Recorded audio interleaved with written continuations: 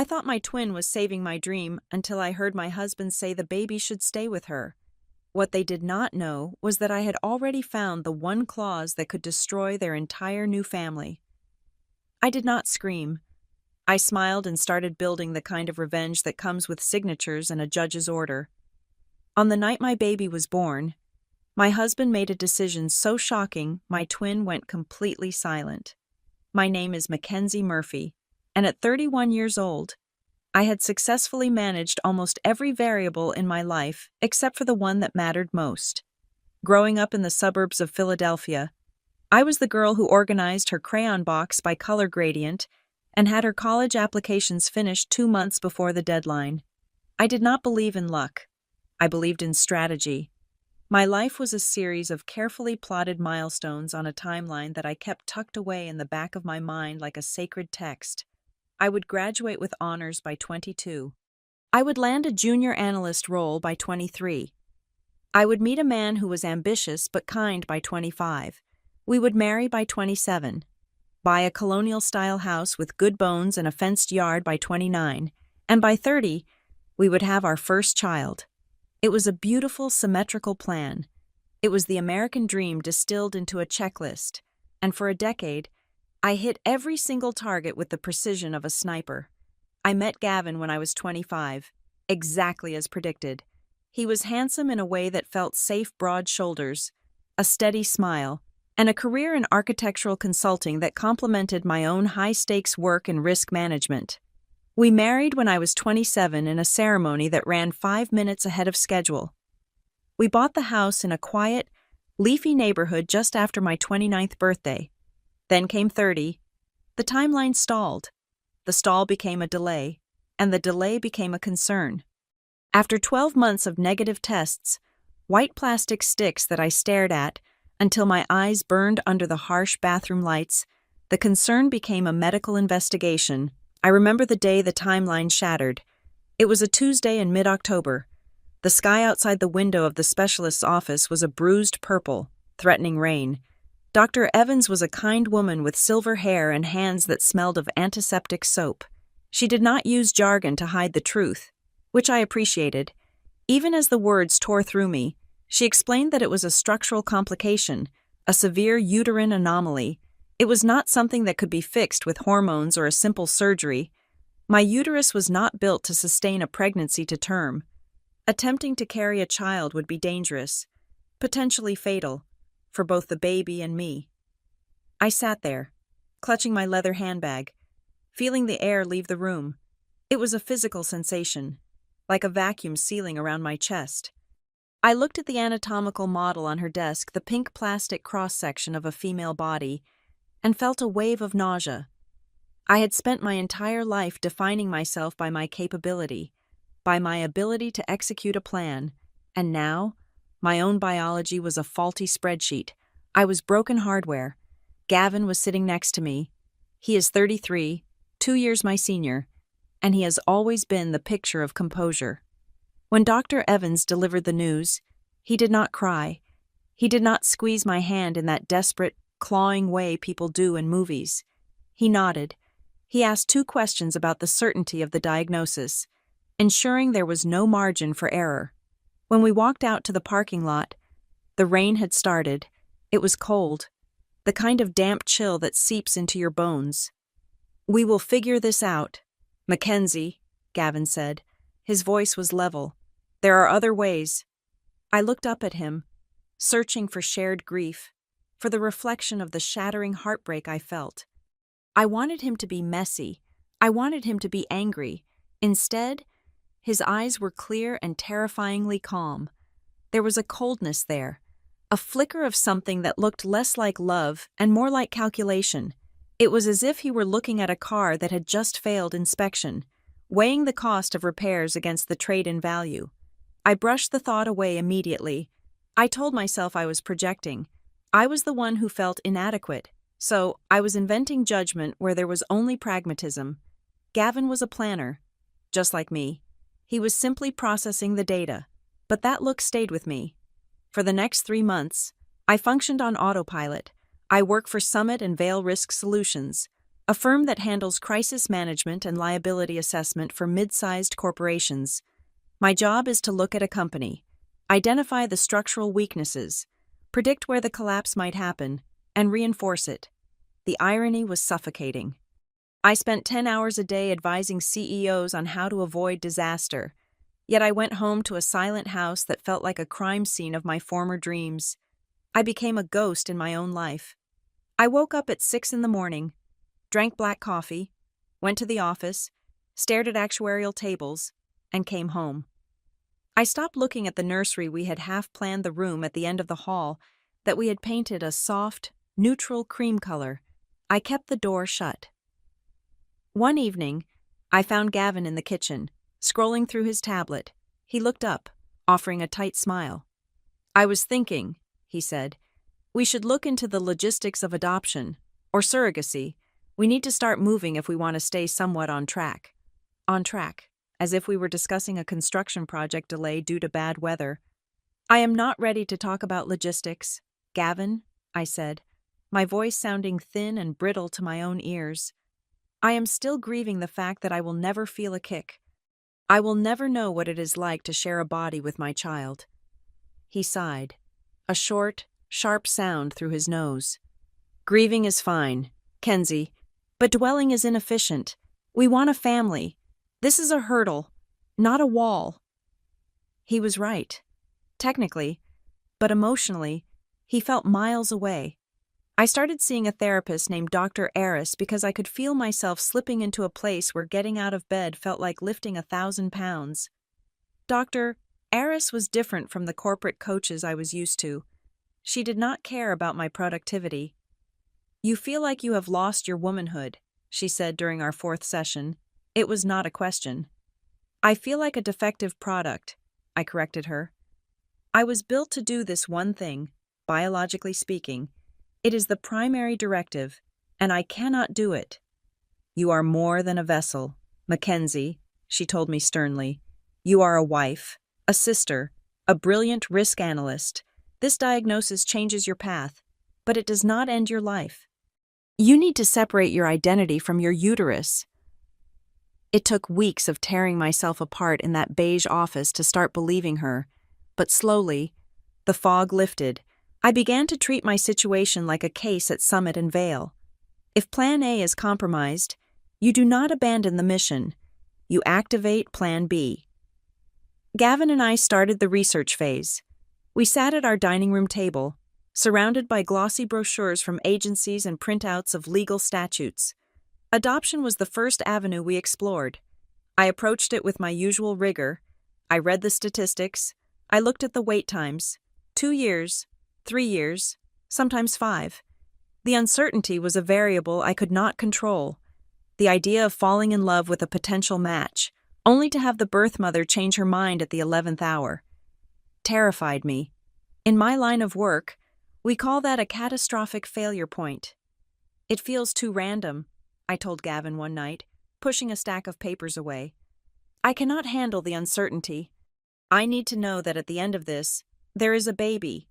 "Then surrogacy," Gavin said. He had been pushing for this option more aggressively lately.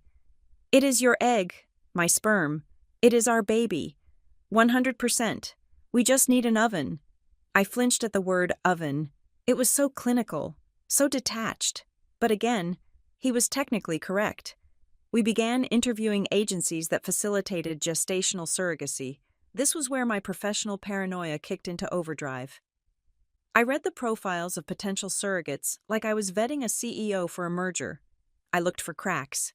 I looked for liabilities. The cost was staggering, anywhere from $80,000 to $120,000 once you factored in medical bills, legal fees, and agency cuts. We had the money. We had been saving for years, and our dual incomes put us in a comfortable bracket. But it wasn't the money that kept me awake at night. It was the lack of control. I remember lying in bed, staring at the ceiling fans spinning rhythmically above us. The thought of a stranger carrying my child made my skin crawl. It wasn't snobbery. It was a primal, visceral fear. Who was this woman? The agencies did background checks. Sure, they screened for drugs and criminal history, but they couldn't screen for judgment. They couldn't screen for stress. I imagined a woman I didn't know, living in a town I had never visited, carrying the most precious thing I would ever create. What if she ate sushi?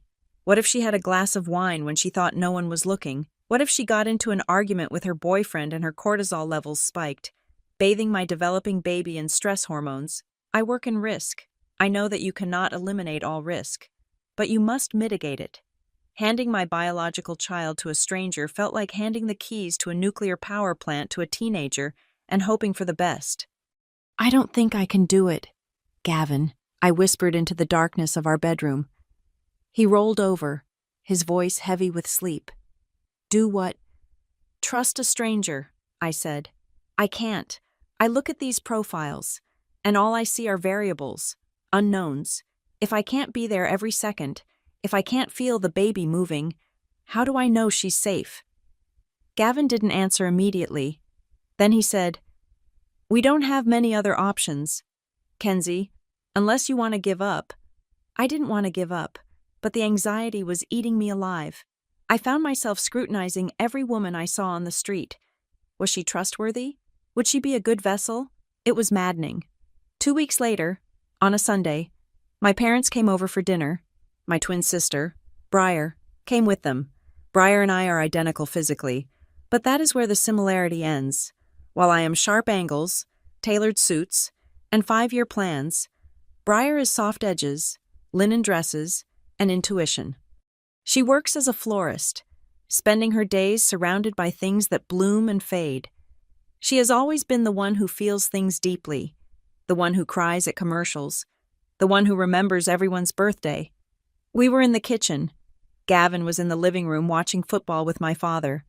Frank, my mother, Diane, was chopping vegetables with a manic energy, chattering about a neighbor's renovation. I was standing by the sink, washing lettuce, feeling that familiar weight in my chest. I had told my family about the diagnosis a month ago. They had been sympathetic, but there was a pity in their eyes that I detested. "How is the agency search going?" Briar asked. She was leaning against the counter, holding a glass of iced tea. Her voice was gentle, lacking the prying tone my mother often used. I turned off the faucet and dried my hands on a towel. I looked at her. It was like looking in a mirror from an alternate universe, a version of me that wasn't hardened by corporate warfare. "It is a nightmare," I admitted, my voice dropping so the men in the other room wouldn't hear. "I hate it. I hate looking at these women's faces in a binder. I feel like I am shopping for a human being, and I am terrified. Bree, I am terrified that I won't know if they are taking care of the baby. I can't micromanage a pregnancy from across the state." Briar set her glass down. She looked at me, really looked at me, with those eyes that were the exact same shade of hazel as mine. "You need control," Briar said softly. "You always have. You need to know the baby is safe." "Yes," I said, feeling tears prick the corners of my eyes. "I need to know." The kitchen went quiet. The only sound was the knife hitting the cutting board where my mother was slicing peppers. She had stopped, though she was looking at Briar. Briar took a step toward me. She reached out and took my cold hands in her warm ones. Her palms were rough from working with flower stems, but her touch was incredibly grounding. "You don't need a stranger, Mackenzie," she said. Her voice was clear, steady, and devoid of any hesitation. "You don't need an agency. You need family." I stared at her, my breath catching in my throat. "Briar, what are you saying?" She squeezed my hands tighter. A smile touched her lips, a smile that was pure, radiant, and terrifyingly generous. "I will do it," she said. "Let me carry the baby. You don't have to trust a stranger. You trust me." The world seemed to stop spinning for a second. I looked at my sister, my other half, the person who had shared a womb with me 31 years ago. "You would do that," I whispered. "Briar, it's 9 months of your life. It is your body. It is our family," she said, pulling me into a hug. "I want to do this. For you. For us." Over her shoulder, I saw Gavin standing in the doorway. He had come in for a beer, He had heard. He wasn't looking at me. He was looking at Briar. And for the first time in months, the cold calculation in his eyes was gone, replaced by something bright and eager. He looked at her not just with gratitude, but with an intensity that made the hair on the back of my neck stand up. "That," Gavin said, his voice smooth and deeply satisfied, "is the perfect solution." I buried my face in my sister's shoulder, sobbing with relief, thinking my prayers had been answered. I didn't see the glance Gavin exchanged with my mother. I didn't see the way the pieces were falling into place, not for my benefit, but for a design I couldn't yet see. I just thought my sister was saving me. The weeks following Briar's offer were a blur of administrative momentum that felt less like a medical process and more like a coronation.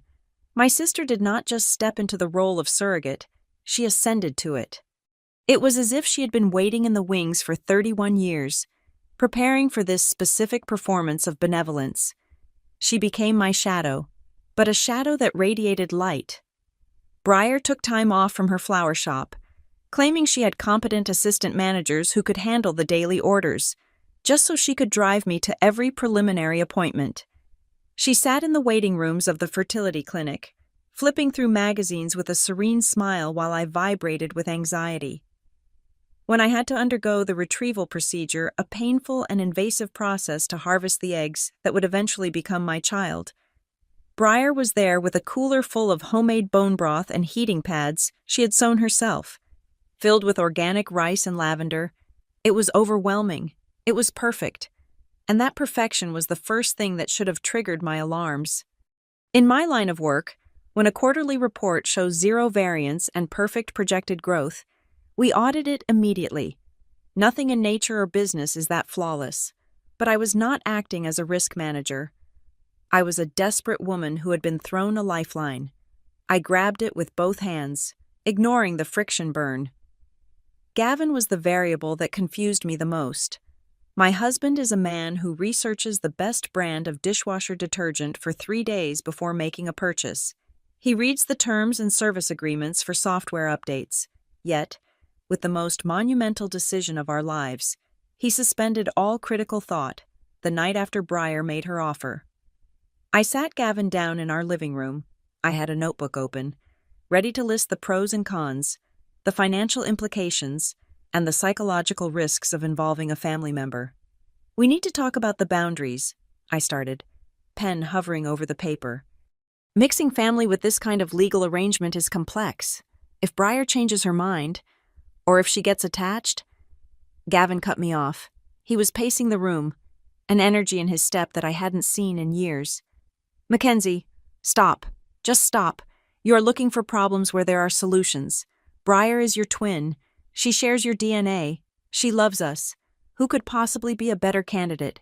A stranger who does it for a paycheck? No. This is optimal." "Optimal," I repeated, the word tasting like chalk. "It is also messy. Gavin, what if we disagree on medical decisions? What if she wants to be in the delivery room? We haven't even discussed compensation."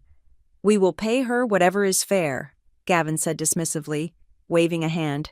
"But think about the savings on agency fees. Think about the peace of mind. I don't need to interview her. I know her. You know her. This is a no-brainer." He turned to look at me then, his eyes bright. "Why are you fighting this? Do you want a baby or not?" That question shut me down. It was a weaponized binary. Of course I wanted a baby, by framing my caution as a lack of desire. He successfully silenced my instincts. I closed the notebook. I felt a flicker of unease, a tiny, cold draft in a warm room, because his acceptance was too rapid. It lacked the friction of his usual personality. It was as if he had already run the numbers and reached a conclusion before I even opened the spreadsheet. My parents, Diane and Frank, only amplified this momentum. To them, this wasn't a medical arrangement. It was a saga. They came over for dinner 2 times a week now, bringing wine and an oppressive amount of enthusiasm. "It is destiny," my mother declared one evening, pouring a glass of Chardonnay for Briar, who declined it with a performative shake of her head because she was pre-preparing her body. "It is how it was meant to be. One sister helping the other. It is biblical." Almost. My father, Frank, a man who usually reserved his emotional capacity for the stock market and golf, clapped Gavin on the shoulder. Keeps it in the blood, son. That is what matters. You know exactly what you're getting. No surprises. I sat at the end of the table, picking at my roast chicken. I felt like a spectator at my own miracle. They were writing a story about the Murphy sisters, the bond that conquered infertility, the triumph of family values. I was the protagonist, yet I had the fewest lines. Briar was the hero. Gavin was the visionary producer. My parents were the adoring audience. I just want to make sure we do this legally, I said quietly during a lull in the conversation. I have found a lawyer. Her name is Daphne Monroe. She specializes in third-party reproduction law. The table went quiet. Briar looked hurt, her lower lip trembling just slightly. A lawyer, Kenzie. Do we really need to be so formal? I am your sister. It is for your protection, too. Briar, I said, feeling like the villain for bringing reality into their fantasy. It protects everyone. Mackenzie is right, Gavin said, surprising me. He looked at Briar with a softness that made my chest ache. We want you to be safe, Briar. We want everything to be perfect for you. The way he said for you instead of for us or for the baby struck me as odd, but I filed it away. We met Daphne Monroe 10 days later. Her office was in the financial district, a stark contrast to the cozy, floral-filled world Briar inhabited. The building was all glass and steel, cold and imposing. Daphne herself was a woman of sharp lines. She wore a charcoal suit that looked like armor, and her hair was cut in a precise, angular bob. She did not offer us coffee. She did not coo when I mentioned we were trying for a baby. She sat behind a desk that looked like a slab of black ice and looked at the three of us, me, Gavin, and Briar. I generally advise against intra-family surrogacy arrangements, Daphne stated flatly. She did not look at her notes. She looked directly at Briar. Boundaries are difficult to enforce when you share a Thanksgiving table. Emotional entanglement is almost guaranteed. We are very close, Briar said, her voice breathy and sweet. I just want to help my sister be a mom. Daphne's eyes narrowed slightly behind her rimless glasses. She was not charmed. She was assessing a liability. That is a lovely sentiment. My job is to translate that sentiment into a binding contract that holds up in a court of law if you decide you want to keep the baby. Ms. Murphy. Briar gasped. I would never. It is Mackenzie's baby. Biologically, yes. Legally. Not until the ink is dry and the pre-birth orders are signed, Daphne corrected. She turned to me. The contract will be explicit. Mackenzie and Gavin Murphy are the intended parents. They assume all financial and legal responsibility from the moment of conception. Briar Murphy is the gestational carrier. She surrenders all parental rights. She has no say in the child's upbringing, medical care after birth, or residence. She agrees to selective reduction if medically necessary. She agrees to abstain from alcohol, drugs, and specific high-risk behaviors during the pregnancy. Daphne slid a thick document across the black desk. It was heavy. It was the physical manifestation of my control, the paper shield I needed to survive this. I added a clause regarding privacy and social media, Daphne added, her gaze flicking to Gavin and then back to Briar. No posting about the pregnancy without express permission from the intended parents. This is a private medical matter. Of course, Gavin said, reaching for the pen. He didn't even read it. He just wanted to sign. Where do we sign? Read it, Daphne commanded. It was the first time she raised her voice, though the volume didn't change, only the intensity. All of you, read every page. We spent the next 40 minutes in silence. I read every word. I checked the indemnity clauses. I checked the medical power of attorney sections. It was watertight. It was ruthless. It was exactly what I wanted. When I looked up, Briar was staring out the window. The contract opened to the signature page. She hadn't turned a page in 5 minutes. Are you okay with the psychological evaluation requirement? I asked her. I don't need a shrink to tell me I love you, Briar said, turning to me with wet eyes. I'm ready. Kenzie. She grabbed the pen from the table. She didn't hesitate. She didn't pause to consider the weight of signing away a child she would carry for 9 months. She signed her name with a flourish, the loop of the B large and decorative. There, she said, pushing the paper toward me. It is done. It is your baby. Kenzie. I am just the babysitter. I took the pen. My hand was shaking.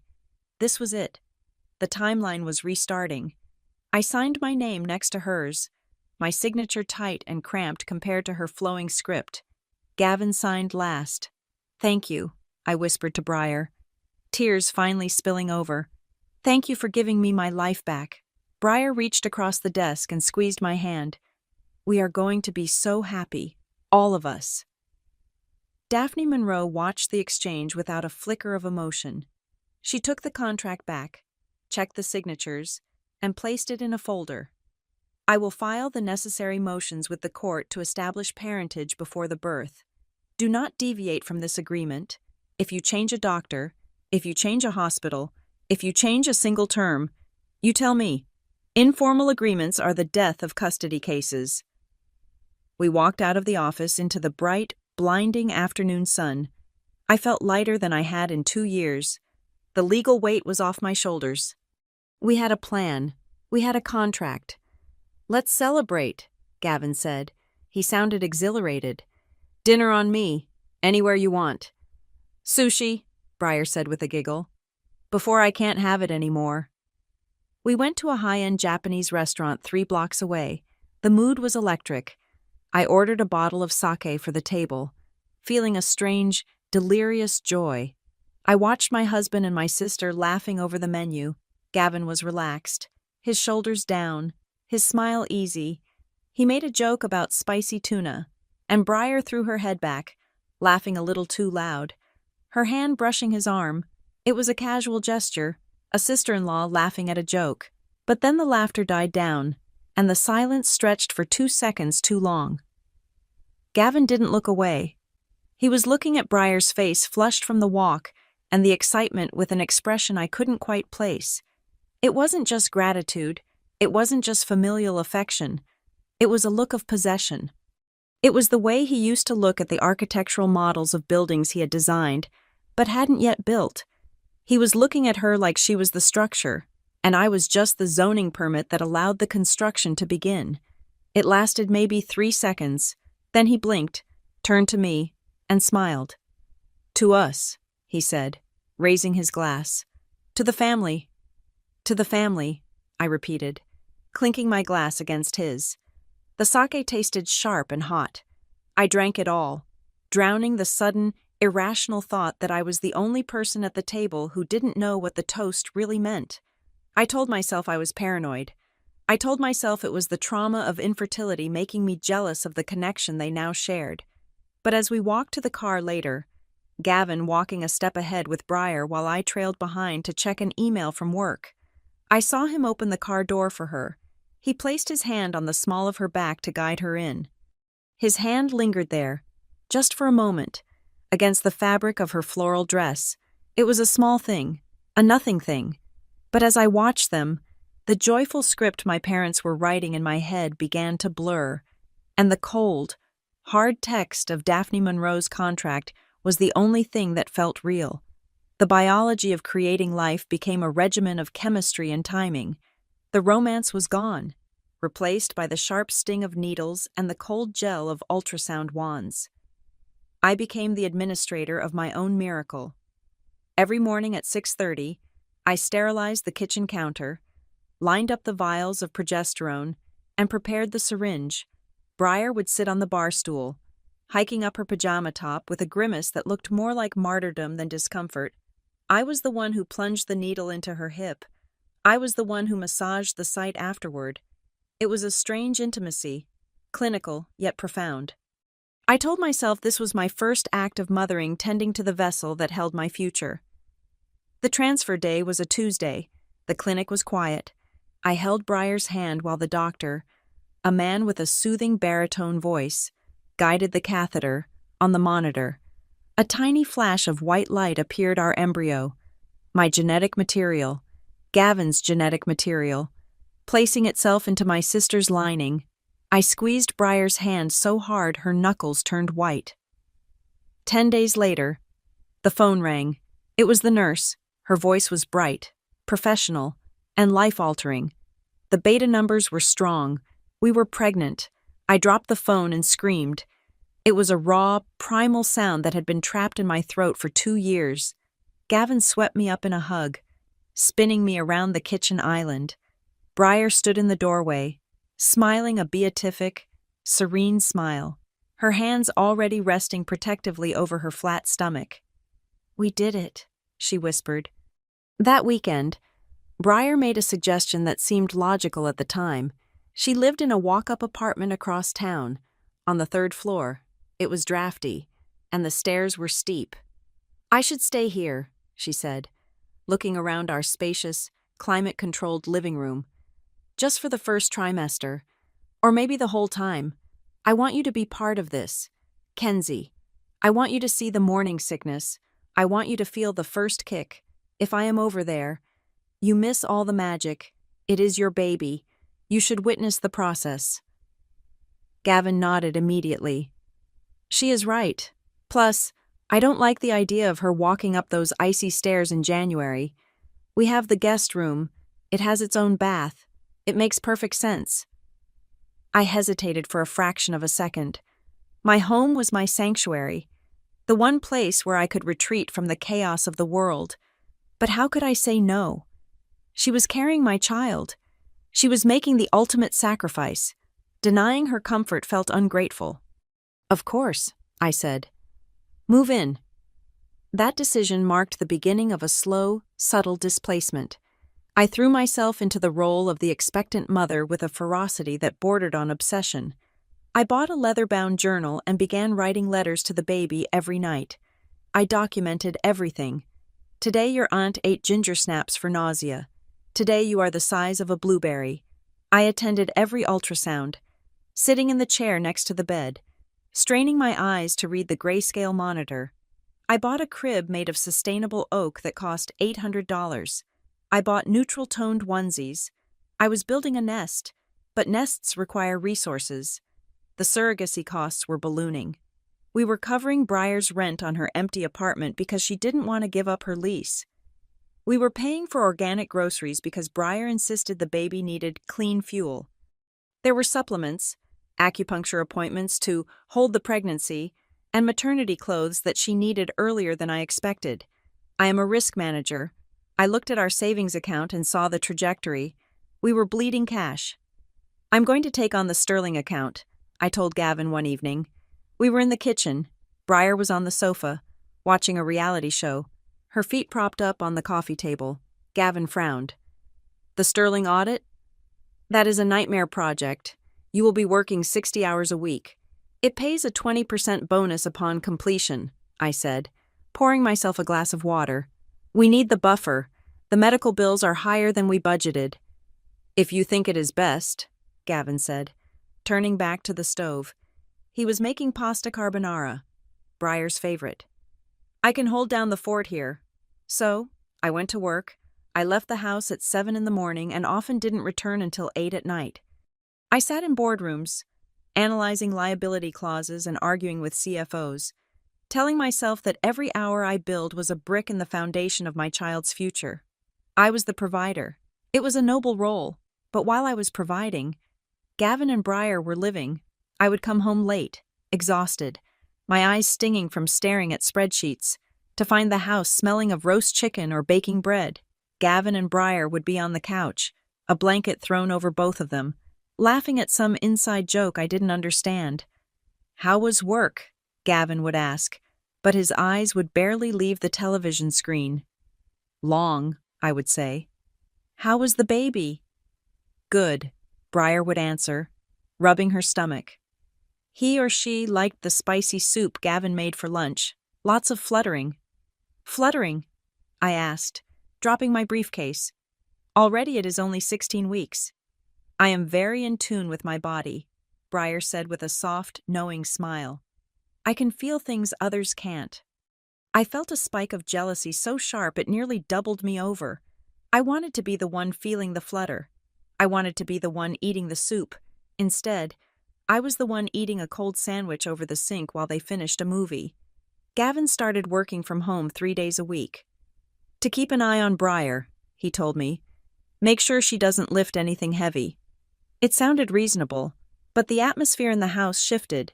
It became hermetic. They had a rhythm. They knew which coffee pods were low. They knew which neighbor's dog barked at 2 in the afternoon. I was the visitor in my own home. The paycheck that kept the lights on while they played house. Then came the social media post. I was at my desk at Summit and Vale, eating a salad from a plastic container.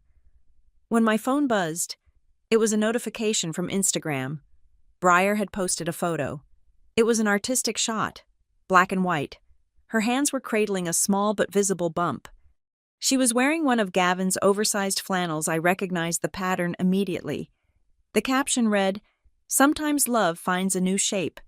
Grateful for this journey and the people walking it with me. Blessed new beginnings." There was no mention of surrogacy, no mention of me, no mention that the baby wasn't hers. I scrolled through the comments. "You look glowing." "Bree, so happy for you. You're going to be an amazing mama." She liked every comment. She didn't correct a single one. I felt cold. I called Gavin immediately. "Did you see Briar's post?" I asked, keeping my voice low so my assistant wouldn't hear. "Yeah, it's cute," Gavin said. I could hear the dishwasher running in the background. "Gavin, people think it is her baby. She is not correcting them. The contract says she has to protect our privacy." "Oh, come on. Kenzie," Gavin sighed. He sounded annoyed. "She is excited. Let her have her moment. She is doing all the heavy lifting. Who cares what people on the internet think? We know the truth. Don't be petty." Petty. The word slapped me. I hung up, feeling small and unreasonable. I told myself he was right. I was being hormonal without the hormones. I was being territorial. But the unease didn't leave. It festered. 2 weeks later, my parents came over for a Sunday brunch. The dynamic had solidified. I was the bustling hostess, refilling coffees and clearing plates, while Briar sat in the armchair like a queen bee, surrounded by throw pillows. My mother, Diane, was cooing over an ultrasound picture stuck to the fridge. "Look at that profile," Diane said, beaming. "Just like Briar's when she was a baby. Same nose." "It is Mackenzie's egg, Mom," I said from the sink, scrubbing a pan a little too hard. "So it would look like me, too, since we are identical twins." Diane waved a hand dismissively. "Oh, you know what I mean. It is just seeing her carry it. It feels so natural. Briar was always the maternal one." I froze. "What is that supposed to mean?" Nothing. My father, Frank, chimed in. But he didn't look at me. He was looking at Gavin. "Just that Briar has that softness. You have always been the career girl. Mackenzie, you have the drive. Briar has the heart." The room went silent. The clatter of the pan I dropped back into the sink sounded like a gunshot. "I have a heart," I said, my voice trembling. "I am working myself into the ground to pay for this baby, to pay for this house, to pay for the food you are eating." "Mackenzie," Gavin said sharply, "calm down. Your dad didn't mean it like that. You are tired. You have been working too much." "I am working because this family is expensive," I snapped. Briar started to cry. Silent, picturesque tears that rolled down her cheeks. "I am sorry," she whispered. "I feel like a burden. I just wanted to help." Immediately, Gavin and my parents were around her, comforting her. "No, sweetie, you are a blessing," my mother soothed. "Mackenzie is just stressed. Don't upset the baby." I walked out of the room. I went upstairs to our bedroom, my bedroom, and sat on the edge of the bed. I felt like I was losing my mind. Was I the villain? Was I the cold, unfeeling career woman they made me out to be? I decided to apologize. I needed to de-escalate. I needed to be the rational one. Later that night, the house was quiet. Gavin was in the shower. I went downstairs to check my email on the shared tablet we kept on the kitchen island. It was usually used for recipes or controlling the smart home system. I unlocked the screen. It was still open to the calendar app. I went to click over to my email, but a block of color caught my eye. It was an appointment scheduled for next Tuesday at 3 in the afternoon. The title was vague, Consultation, PR. I frowned. PR, Public Relations. Gavin was an architect. Why did he need PR? I tapped on the event to see the details. The location field was filled in. It wasn't a PR firm. It was an address on 4th Street. Porter Reynolds, Family Law Litigation. I stared at the screen. The address burned into my retinas. Daphne Monroe, our lawyer, was at a firm called Monroe Associates. This was a different firm, a firm known for aggressive custody disputes. Why was my husband meeting with a high-conflict divorce lawyer without telling me I heard the water shut off upstairs? I quickly closed the calendar app, wiped the screen with my sleeve to remove my fingerprints, and set the tablet back exactly where I found it. My heart was hammering against my ribs like a trapped bird. I wasn't paranoid. I wasn't sensitive. I was a risk manager, and I had just found the data point that predicted the collapse. I went upstairs, brushed my teeth, and climbed into bed next to Gavin. He smelled of soap and innocence. "You okay?" he asked, reaching out to touch my shoulder. "I'm fine," I lied. "Just tired." "Good," he said, turning off the lamp. "Sleep tight." I lay there in the dark, eyes wide open, listening to his breathing even out. The timeline I had built, the one I thought I had saved, was gone. A new timeline had started, and this one didn't end with a nursery. It ended in a courtroom. The Sterling account audit closed 3 days early. It was a Tuesday afternoon, just past 2 o'clock, and the sun was shining with a mocking brightness that felt entirely at odds with the knot of anxiety that had been tightening in my stomach for a week. I had left the office with a bottle of expensive non-alcoholic sparkling cider tucked into my bag and a foolish, fragile hope in my chest. I wanted to believe I was wrong. I wanted to believe that the lawyer's appointment I had seen on the calendar was for something benign, perhaps a surprise estate plan, or a legal adjustment for the baby's trust. I wanted to believe that my husband and my sister were simply bonding over the miracle of life, and that my jealousy was a toxic byproduct of my own insecurity.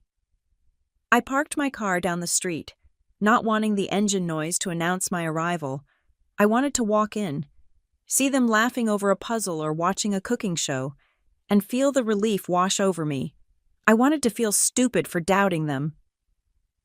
The house was silent when I unlocked the front door. It was not the empty silence of an unoccupied space, but the heavy, pregnant silence of a room holding its breath. My heels clicked too loudly on the hardwood of the foyer, so I slipped them off.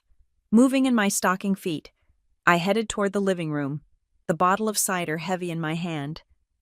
As I approached the archway that separated the dining room from the living area, I heard a voice. It was Gavin's voice, but it lacked the uncertain, placating tone he had used with me for the past few months. It was firm, decisive. "We cannot keep pretending," Gavin said. "The timeline is getting too short. We need the baby to stay with the people who are actually together." I froze. The air in my lungs turned into solid ice. I pressed my back against the wall. Shielded by the oversized ficus plant we had bought together 3 years ago, I should have walked in. I should have demanded an explanation. But my training kicked in. When you discover a breach, you do not alert the intruder immediately. You assess the damage. I leaned forward just enough to see through the gap between the leaves. The scene before me was a tableau of betrayal so perfect it looked staged. Gavin was sitting on the beige sectional, his body turned entirely toward Briar. He was holding both of her hands in his. Briar was weeping, her face flushed, her baby bump, my baby, resting against her thighs. But it wasn't just them. My parents, Diane and Frank, were standing behind the sofa. They were not looking at Gavin with shock or disapproval. They were looking at the pair with a benevolent, solemn pride, like witnesses at a wedding. "It is going to destroy her," Briar sobbed, though she did not pull her hands away from Gavin. "She has wanted this for so long. I can't bear to hurt her. My mother, Diane, stepped forward and placed a hand on Briar's shoulder. Her voice was soothing, the same tone she used to use when I skinned my knee as a child. Mackenzie will understand. Sweetie, you know she will. Mackenzie is logical. She is always reasonable. The words hit me with the force of a physical blow. Reasonable. My entire life, my compliance, my ability to suppress my emotions for the sake of peace, was being weaponized against me. They were banking on my trauma response. They were counting on me to be the good girl who cleans up the mess so no one else has to be uncomfortable. She works 80 hours a week, Gavin added, his voice smooth, justifying the knife he was twisting in my back. She is married to her career. Look at her. She is never here. You are the one nurturing our child. Briar, you are the one who is present. I feel like I am the mom, Briar whispered, her voice trembling with a terrifying conviction. I feel him moving. I know his rhythms. Mackenzie, she treats this like a project. She buys the crib. She signs the checks. But she doesn't feel it. She will never understand this feeling. Contract is paper. My father, Frank, said gruffly, crossing his arms. Bond is real. Blood is real. You two have formed a family here while she was out chasing bonuses. It is the right thing to do for the child. I slid down the wall until I was crouching on the floor. My hand clamped over my mouth to stifle the scream that was clawing its way up my throat. They had rewritten reality. In their version of the story, my hard work to pay their bills was abandonment. My respect for boundaries was coldness. My trust was negligence. I did not storm in. I did not throw the bottle of cider. I knew, with a sudden, crystalline clarity, that if I showed emotion now, they would use it. They would paint me as hysterical, unstable, unfit. I stood up, my legs shaking violently, and retreated. I walked backward, step by silent step, until I was in the foyer. I put my shoes back on. I opened the front door and closed it again. Harder this time, announcing my presence. Hello? I called out, my voice sounding tinny and foreign to my own ears. I am home early. I heard the scramble in the living room, the hushed whispers. By the time I walked in, they had rearranged themselves. Gavin was standing by the window. Briar was wiping her eyes with a tissue. My parents were studying the bookshelf. Mackenzie, my mother said, her smile too bright, too brittle. We didn't expect you until 6. We finished the audit, I said. I looked at Gavin. He wouldn't meet my eyes. Is everything okay? You all look serious. Just talking about the baby shower, Briar lied. She patted the spot next to her on the sofa. Come sit. I looked at that spot, the space where she and my husband had just been holding hands planning my erasure, and I felt a wave of nausea. I actually have a migraine, I said. I am going to go lie down. Don't let me interrupt. I walked past them. I walked past the people who were supposed to be my safety net, and I went upstairs to the guest room where I had been sleeping lately to give Briar space. I locked the door. I sat on the bed and stared at the wall for 4 hours. I didn't cry. I didn't have the luxury of grief. I was in a crisis management simulation, and the threat level was critical. At 8 o'clock, there was a knock on the door. Mackenzie. It was Gavin. Can we talk? Come in, I said. He entered, holding a manila envelope. He looked pained. He looked like a man who had practiced his speech in the mirror a dozen times. He sat on the edge of the bed, sighing heavily. I don't know how to say this, he began, looking at his hands, but I have been doing a lot of thinking about us, about the baby. Go on, I said. I was a statue. I was a recording device. I think we have grown apart, he said. This process, it has shown me that we want different things. You are so driven, Mackenzie. You have this big career, and I realized I want a simpler life. I want a family that is present. He paused, waiting for me to argue. When I didn't, he continued, emboldened. I have developed feelings for Briar. He confessed. He said it as if it were a tragic accident, like getting struck by lightning, rather than a choice he made every day in my house. And she feels the same. We think it is best for the baby to be raised by two parents who are in love, who are together. He slid the envelope toward me. I had these drawn up, he said. It is a petition for divorce and a modification to the surrogacy agreement. If you sign over full custody to me, I will assume all the debt. You can walk away clean. You can focus on your career. It is what you are good at. Right? I looked at the papers. He was offering me an exit. He truly believed he was doing me a favor. He thought I was cold enough to trade my child for a clean balance sheet. And Briar? I asked. She is okay with this. She wants the baby to have a father, Gavin said. She is willing to step in as the mother figure. We have discussed it with your parents. They agree it is the most stable option. The betrayal was total. It was a closed loop. If I don't sign, I asked. Gavin's face hardened. The mask slipped, revealing the stranger beneath. Then we go to court. And Mackenzie, look at the optics. You are a workaholic who couldn't carry a child. Briar is the biological aunt who has bonded with the baby for 6 months.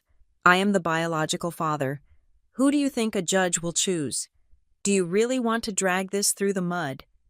Do you want to bankrupt yourself fighting a losing battle? He was right. In a standard custody battle, I was at a disadvantage. They had the narrative. They had the bond. I need a pen, I said. Gavin blinked, surprised by my surrender. He handed me a pen from his pocket. I signed the divorce papers. I signed the acknowledgement of service. I did not sign the custody modification, yet I told him I needed to have Daphne review the language for liability reasons, appealing to his belief that I was a corporate drone. That is fair, he said, visibly relieved. He stood up, looking like a weight had been lifted. I am sorry. Kenzie, I really am. But one day, you will see, this was for the best.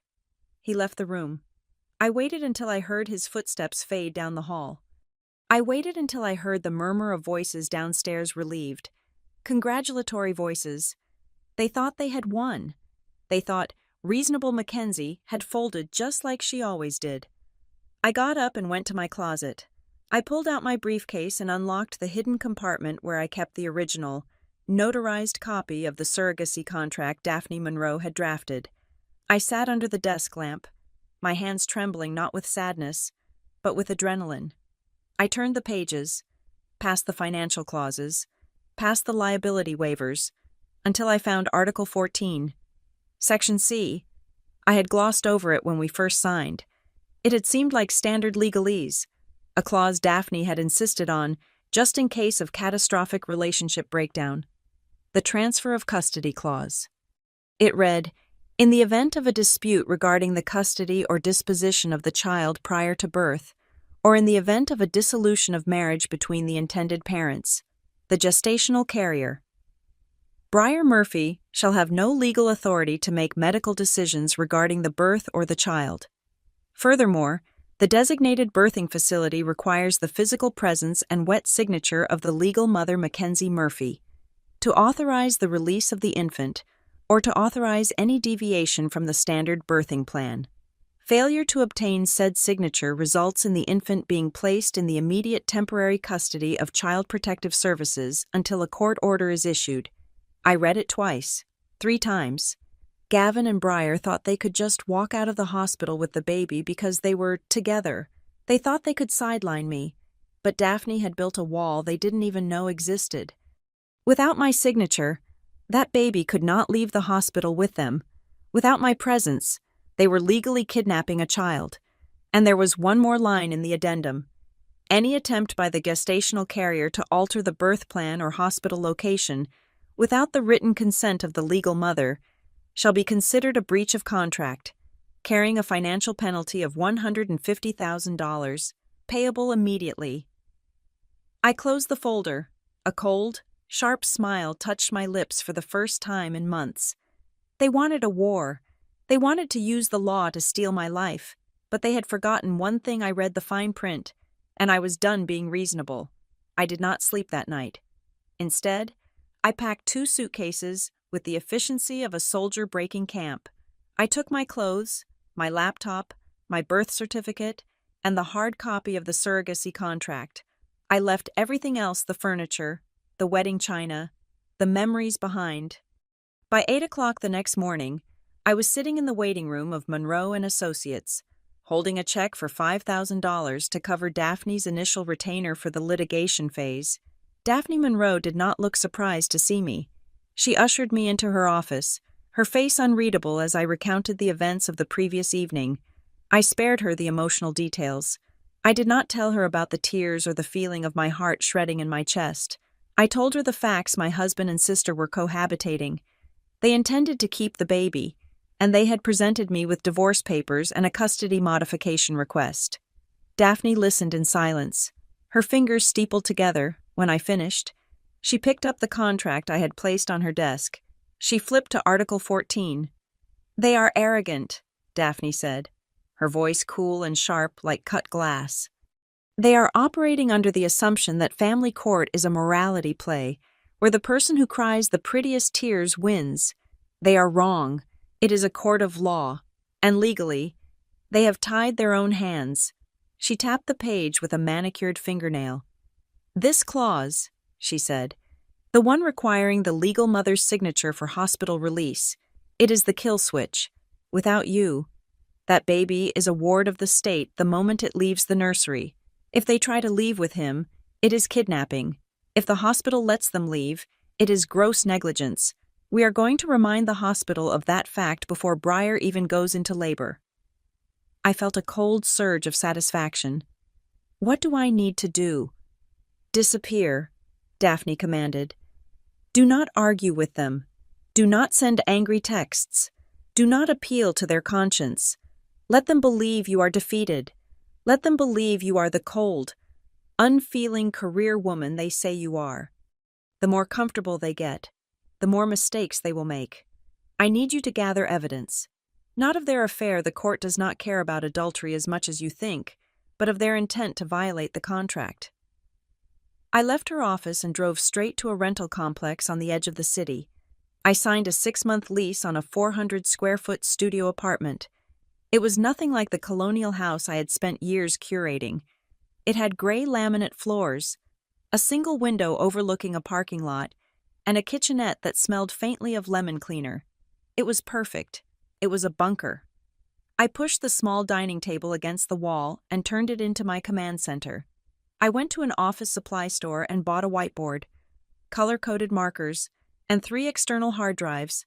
I was not Mackenzie Murphy, the heartbroken wife. I was Mackenzie Murphy, senior risk analyst, and I was managing a catastrophic liability.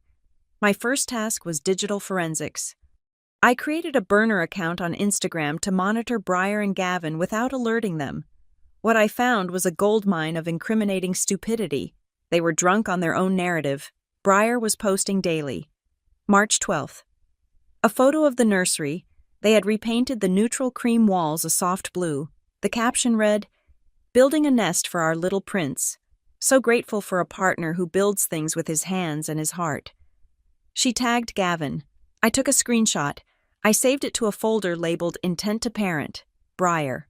March 14th. A video of my mother, Diane, holding up a tiny knitted hat. "For Briar's baby," she cooed in the video. "Grandma can't wait to meet you." Screenshot. Folder labeled Third-Party Alienation. Every time they used the words our baby, my son, or we, I cataloged it. They were publicly declaring their intent to breach the contract. They were providing me with a timeline of premeditated theft. Then I turned to the financials. I pulled 3 years of bank statements. I highlighted every transfer from our joint account to Briar, rent payments, grocery bills, the expensive prenatal vitamins. I built a spreadsheet showing that I had funded 100% of this pregnancy. I was not abandoning the child. I was the primary investor. But my biggest breakthrough came 3 days later. On a Friday night, I was going through our insurance portal to download my own explanation of benefits for therapy. I expected to be locked out. I assumed Gavin, in his efficiency, would have changed the passwords or removed me from the policy immediately. He hadn't. It was a classic oversight. Gavin was good at the big picture, but he often missed the administrative details. He had probably assumed that since the divorce wasn't final, He couldn't remove me, or he was just too busy playing house to log in. I clicked on the Dependents tab. There she was, Briar Murphy. We had added her to our policy as a surrogate dependent to cover the pregnancy complications that weren't covered by her catastrophic plan. I clicked on claims. The list populated instantly. I could see everything, every doctor's visit, every lab result, every ultrasound. I saw that she had an appointment at Stonegate Women's Center 2 days ago. I clicked on the claim details. The diagnosis code was for routine prenatal checkup, 32 weeks, but there was a note in the provider summary. Patient reports increased Braxton Hicks. Cervical check shows 1 centimeter dilation. Advised pelvic rest. I sat back in my cheap office chair, my heart hammering. She was dilating. The baby was coming sooner than the original due date. They weren't telling me. If I hadn't found this, I would have been waiting for a call that would never come. They intended to have this baby.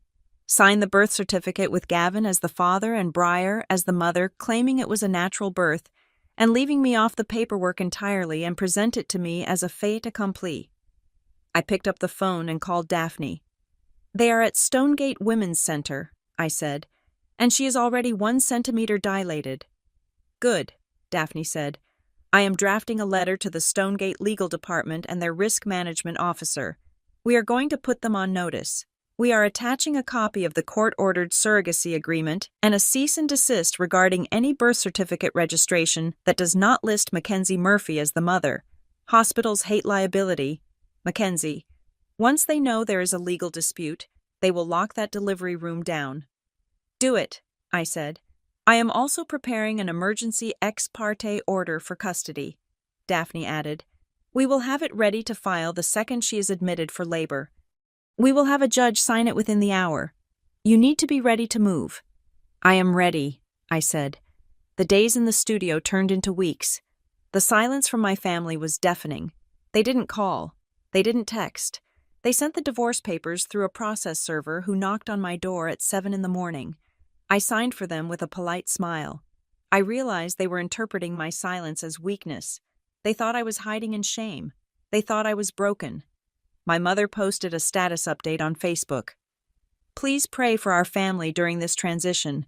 Sometimes God removes people from your life to make room for blessings." It took every ounce of self-control I possessed not to comment. I wanted to scream. I wanted to burn it all down, but I channeled that rage into my checklist. Item 1, bag packed for the hospital. Neutral colors. Professional attire. I needed to look like the mother, not a visitor. Item 2, car seat. I bought a new one and practiced installing it in my sedan until I could do it in under 2 minutes. Item 3, witnesses. I called my friend Elena. Elena was a colleague at Summit and Vale.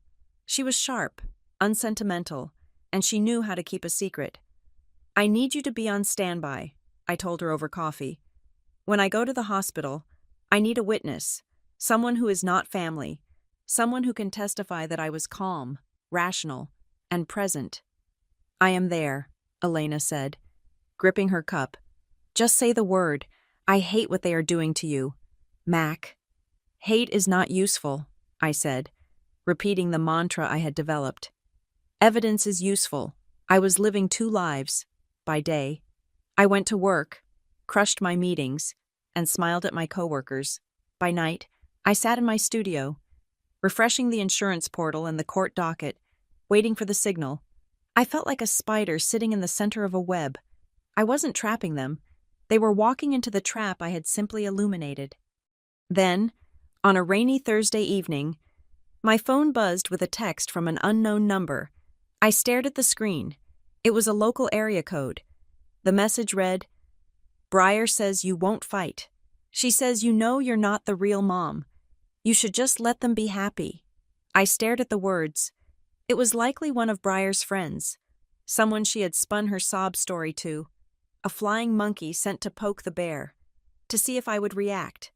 I felt a cold calm wash over me. I didn't feel hurt. I didn't feel angry. I felt focused. They really thought I was gone. They really thought I had accepted my erasure. They had no idea that I knew about the dilation.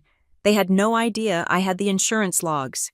They had no idea that a process server was standing by with a stack of documents that would freeze their world in place. I typed a response. 2 words. Simple, unambiguous. Watch me. I hit send. Then I blocked the number. I turned off the phone and turned back to my whiteboard. The timeline was almost complete. The due date was irrelevant now. The baby was coming on my schedule. Work became my anesthesia. In the weeks following my departure from the house on Elm Street, I did not just return to Summit and Vale. I attacked it. The grief that should have paralyzed me was converted into a cold, hard fuel that powered 14-hour days. I took over a failing risk assessment project for a logistics company in Chicago and dismantled their inefficiencies with a ruthlessness that made the junior analysts nervous. My boss, a man named Marcus, who usually communicated in grunts and nods, stopped by my cubicle on a Tuesday morning. He leaned against the partition, holding a cup of coffee, watching me type. "You are terrifying lately. Murphy," he said. He meant it as a compliment. "Client approval is up 15%, but you have that look in your eye, like you are ready to fire someone just for breathing too loud. It is scary in a good way." "Chaos requires containment," I said, not looking up from my screen. "I am just doing my job." "Keep it up," he said, pushing off the wall. "Just remember to go home occasionally." He did not know that home was now a 400-square-foot box filled with legal binders, or that my job was simply a way to keep my brain from eating itself while I waited for my child to be born. I needed more than work. Though, I needed to understand the battlefield. Daphne Monroe was excellent at the law, but she had never stood in a delivery room while her sister tried to steal her baby. I needed to talk to someone who had lost, so I could learn how to win. I found a support group for third-party reproduction legal battles. It met in the basement of a community center on the west side. The coffee was terrible, and the lighting was fluorescent yellow, but the stories were raw. That was where I met Valerie. She was a woman in her 50s with kind eyes and a cynicism that matched my own. She had lost custody of her biological child to a surrogate 5 years ago in a case that had set a messy precedent in the state. We sat in a diner afterward, nursing herbal tea. "You want to know where I went wrong?" Valerie asked, stirring a packet of honey into her cup. I got emotional. I went into that courtroom and I cried. I screamed that she was a thief. I begged the judge to look at the genetics. She took a sip, her eyes distant. "And the surrogate?" I asked. "She sat there like the Virgin Mary," Valerie said bitterly. Quiet, demure. She let her lawyer do the talking. She played the bond card. She said the baby knew her heartbeat. She said ripping the baby away would cause psychological trauma. The judge was an old man. He saw a crying, hysterical genetic mother and a calm, nurturing birth mother. He ruled for stability. He ruled for the bond. I felt a chill slide down my spine. That was exactly Breyer's strategy. The weeping. The "I feel him moving" speeches. "So what do I do?" I asked. Valerie leaned across the table. "You do not shed a tear, Mackenzie. You do not raise your voice. You become the most boring, stable, predictable person in that room. You make them look like the chaos. You make yourself the bedrock, and you find the money trail. It is always about money." Valerie was right. I went back to my studio and dug deeper into Breyer's finances. I had assumed she was doing this for emotional reasons, the savior complex, the desire to be needed. But when I ran a comprehensive background check using the software we used for corporate vetting, I found the rot beneath the floorboards. Breyer was drowning. She had 3 maxed-out credit cards totaling $28,000. She had a personal loan that was in default, and most damning of all, she had thousands of dollars in unpaid medical bills from before the pregnancy bills she had hidden from me and Gavin. It all clicked into place. The emotional bond was real. Perhaps, but it was fortified by panic. If she gave the baby to me, she went back to her drafty apartment and her debt. If she stayed with Gavin, she got the house, the lifestyle, and a husband who earned 6 figures. She wasn't just stealing my baby. She was stealing my financial security because she had failed to build her own. Gavin called me 2 nights later. It was the first time he had reached out directly since I signed the divorce petition. "Mackenzie," he said. His voice sounded strained, lacking the confident cadence he usually employed. "We need to talk about the house." "What about it?" I asked, putting him on speaker while I organized my evidence folders. "I can't refinance it to buy you out until the divorce is final," he said. "The rates are climbing. I was hoping we could expedite the process. Maybe settle the custody issue out of court so the judge signs off faster." "You want me to sign away my son so you can get a better interest rate?" I asked, my voice flat. "I want us to move on," Gavin said, shifting tactics. "Look, Kenzie, I know you are hurt, but think about the stress you are under. Do you really want to raise a child alone in a studio apartment Briar and I are set up? We have the room, we have the family support, your parents are here every day. Don't make this ugly. Just let it be." I stopped organizing the papers. I held the phone up to my mouth. "You want me to stop it from getting ugly?" I asked. "Yes," he said, sounding relieved. "For everyone's sake." "Do you mean ugly?" I asked. "Or do you mean truthful, because the truth is often very ugly?" "Gavin, and I'm quite fond of the truth these days." There was a long silence on the line. "You are being vindictive," he said finally, his voice cold again. "I am being a mother," I said, "and I am busy." "Goodbye, Gavin." I hung up. My hands were not shaking. Valerie's advice was working. The next assault came from the flanks. My parents requested a lunch. They chose a neutral location, a crowded bistro downtown, likely to prevent me from causing a scene. I arrived 5 minutes early. I wore a navy blazer and kept my hair pulled back. I looked like I was going to a deposition, not a family meal. When Diane and Frank arrived, they looked tired. They looked like people who were trying very hard to convince themselves they were the good guys. "We just want peace," my mother said after the waiter took our drink orders. "Mackenzie, this silence, it is killing us. We are a family. I am not the one who broke the family." "Mom," I said, unfolding my napkin. "It is complicated," my father said, drumming his fingers on the table. "Gavin and Briar, it happened. We can't undo it, but the baby needs his mother." "I am his mother," I said. "My DNA, my egg, my intent." "But Briar is carrying him," Diane said, her voice rising in pitch. "She is feeding him with her body. That is a bond you can't break with a piece of paper. Family is blood. Mackenzie, you have to understand that." I looked at them. I looked at the people who had raised me, who had supposedly taught me right from wrong. I saw their fear. They were afraid of Briar's fragility, so they were willing to sacrifice my strength.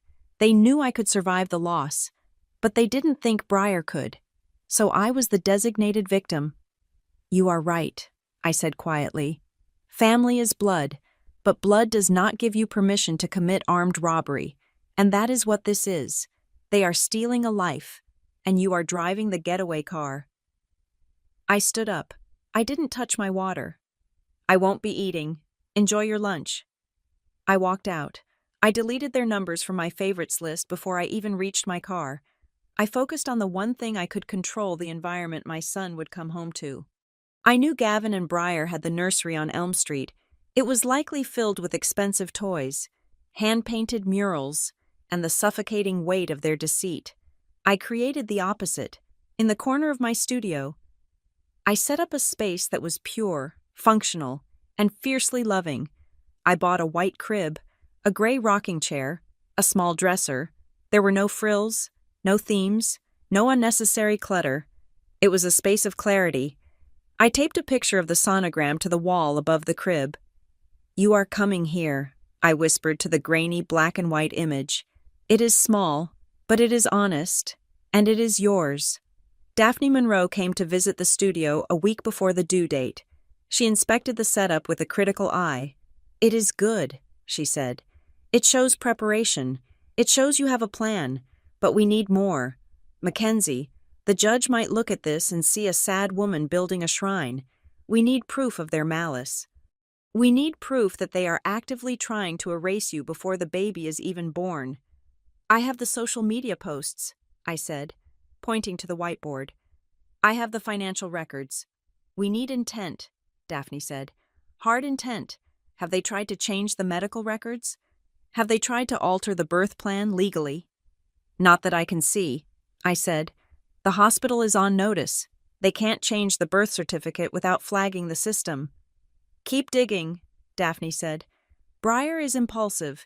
She will try to cement her claim. Find out how. I went back to the digital trail. I spent 2 days scouring every possible registry, every government portal I could access with my remaining shared credentials. I found nothing on the state vital records site. I found nothing on the hospital portal. Then, I remembered an app Gavin used. It was a shared family organizer app we had used for grocery lists and schedules. He had removed me from the calendar, but he hadn't deleted the account history. I logged in. I went to the trash folder, hoping to find a deleted note or a list. There was nothing there. Frustrated. I went to the linked account section. I saw a connection to a baby naming website, one of those sites where you can order custom monogrammed blankets and wall art. I clicked the link. It auto-logged me in because the password was saved in the browser cache from when we used the same iPad. I went to order history. There was an order placed yesterday. Pending shipment. It was a custom wooden sign, the kind meant to be hung over a crib or used for a newborn photo announcement. I clicked on the preview image. The name carved into the wood was not the name Gavin and I had agreed on. We had chosen Thomas, after my grandfather. The sign read, Gavin Jr., but it wasn't just the name, it was the full text below it. Gavin Jr., the perfect blend of Gavin Breyer. And below that, in smaller text, born to be ours. I stared at the screen. They weren't just changing the name. They were inscribing their lie onto a piece of wood, intending to hang it over my son's head as the first thing he saw. They were planning to announce him to the world as a product of their affair, erasing my genetic existence entirely. Got you, I whispered. I took a screenshot. I downloaded the invoice. I printed it out and pinned it to the center of my whiteboard. It was the smoking gun. It was proof that they weren't just confused or emotional. They were rewriting history. And then, my phone buzzed. It was a notification from the insurance portal. A new authorization request. Admission. Labor delivery. It was time. The notification I received about Breyer's admission to labor and delivery turned out to be the opening salvo of a siege. Not the final battle. It was a false alarm preterm contractions brought on by stress and dehydration. They kept her for 24 hours, pumped her full of fluids, and sent her home with strict instructions for bed rest. But that scare changed the atmosphere. It shifted the conflict from a cold war into active combat. The moment Breyer was discharged, Daphne Monroe and I launched our preemptive strike. We did not wait for them to try the name game again. Daphne drafted a formal letter of intent and had it couriered to Gavin, Breyer, and the legal department of the Stonegate Women's Center. The letter was brutal in its clarity. It stated that any attempt to register the birth certificate with false information specifically, listing Breyer Murphy as the mother, or listing the child's name as anything other than the one agreed upon in the notarized contract would be treated as civil fraud. We attached the invoice for the Gavin Jr. sign I had found, citing it as evidence of premeditated intent to breach. We also included a grim reminder in our state. Knowingly falsifying a vital record is a felony. The reaction was immediate and explosive. Breyer, unable to fight me in the legal arena where she was woefully outgunned, took the battle to the only place where she felt powerful, the court of public opinion. I was sitting in my studio apartment, cross-referencing bank statements, when my friend Elena texted me, "Don't look at Facebook." She wrote, "Actually, do look," and screenshot it. I opened the app. Breyer had posted a long, rambling essay. She had set the privacy to public. I never thought my own sister would turn her back on family. She wrote, "I offered my body to give her a gift. I have given up alcohol, sushi, my sleep, and my comfort for 8 months. And now I am being threatened with lawyers because I dare to love the baby I'm carrying. It is funny how money makes people think they own human beings. I feel like a rental car, not a sister."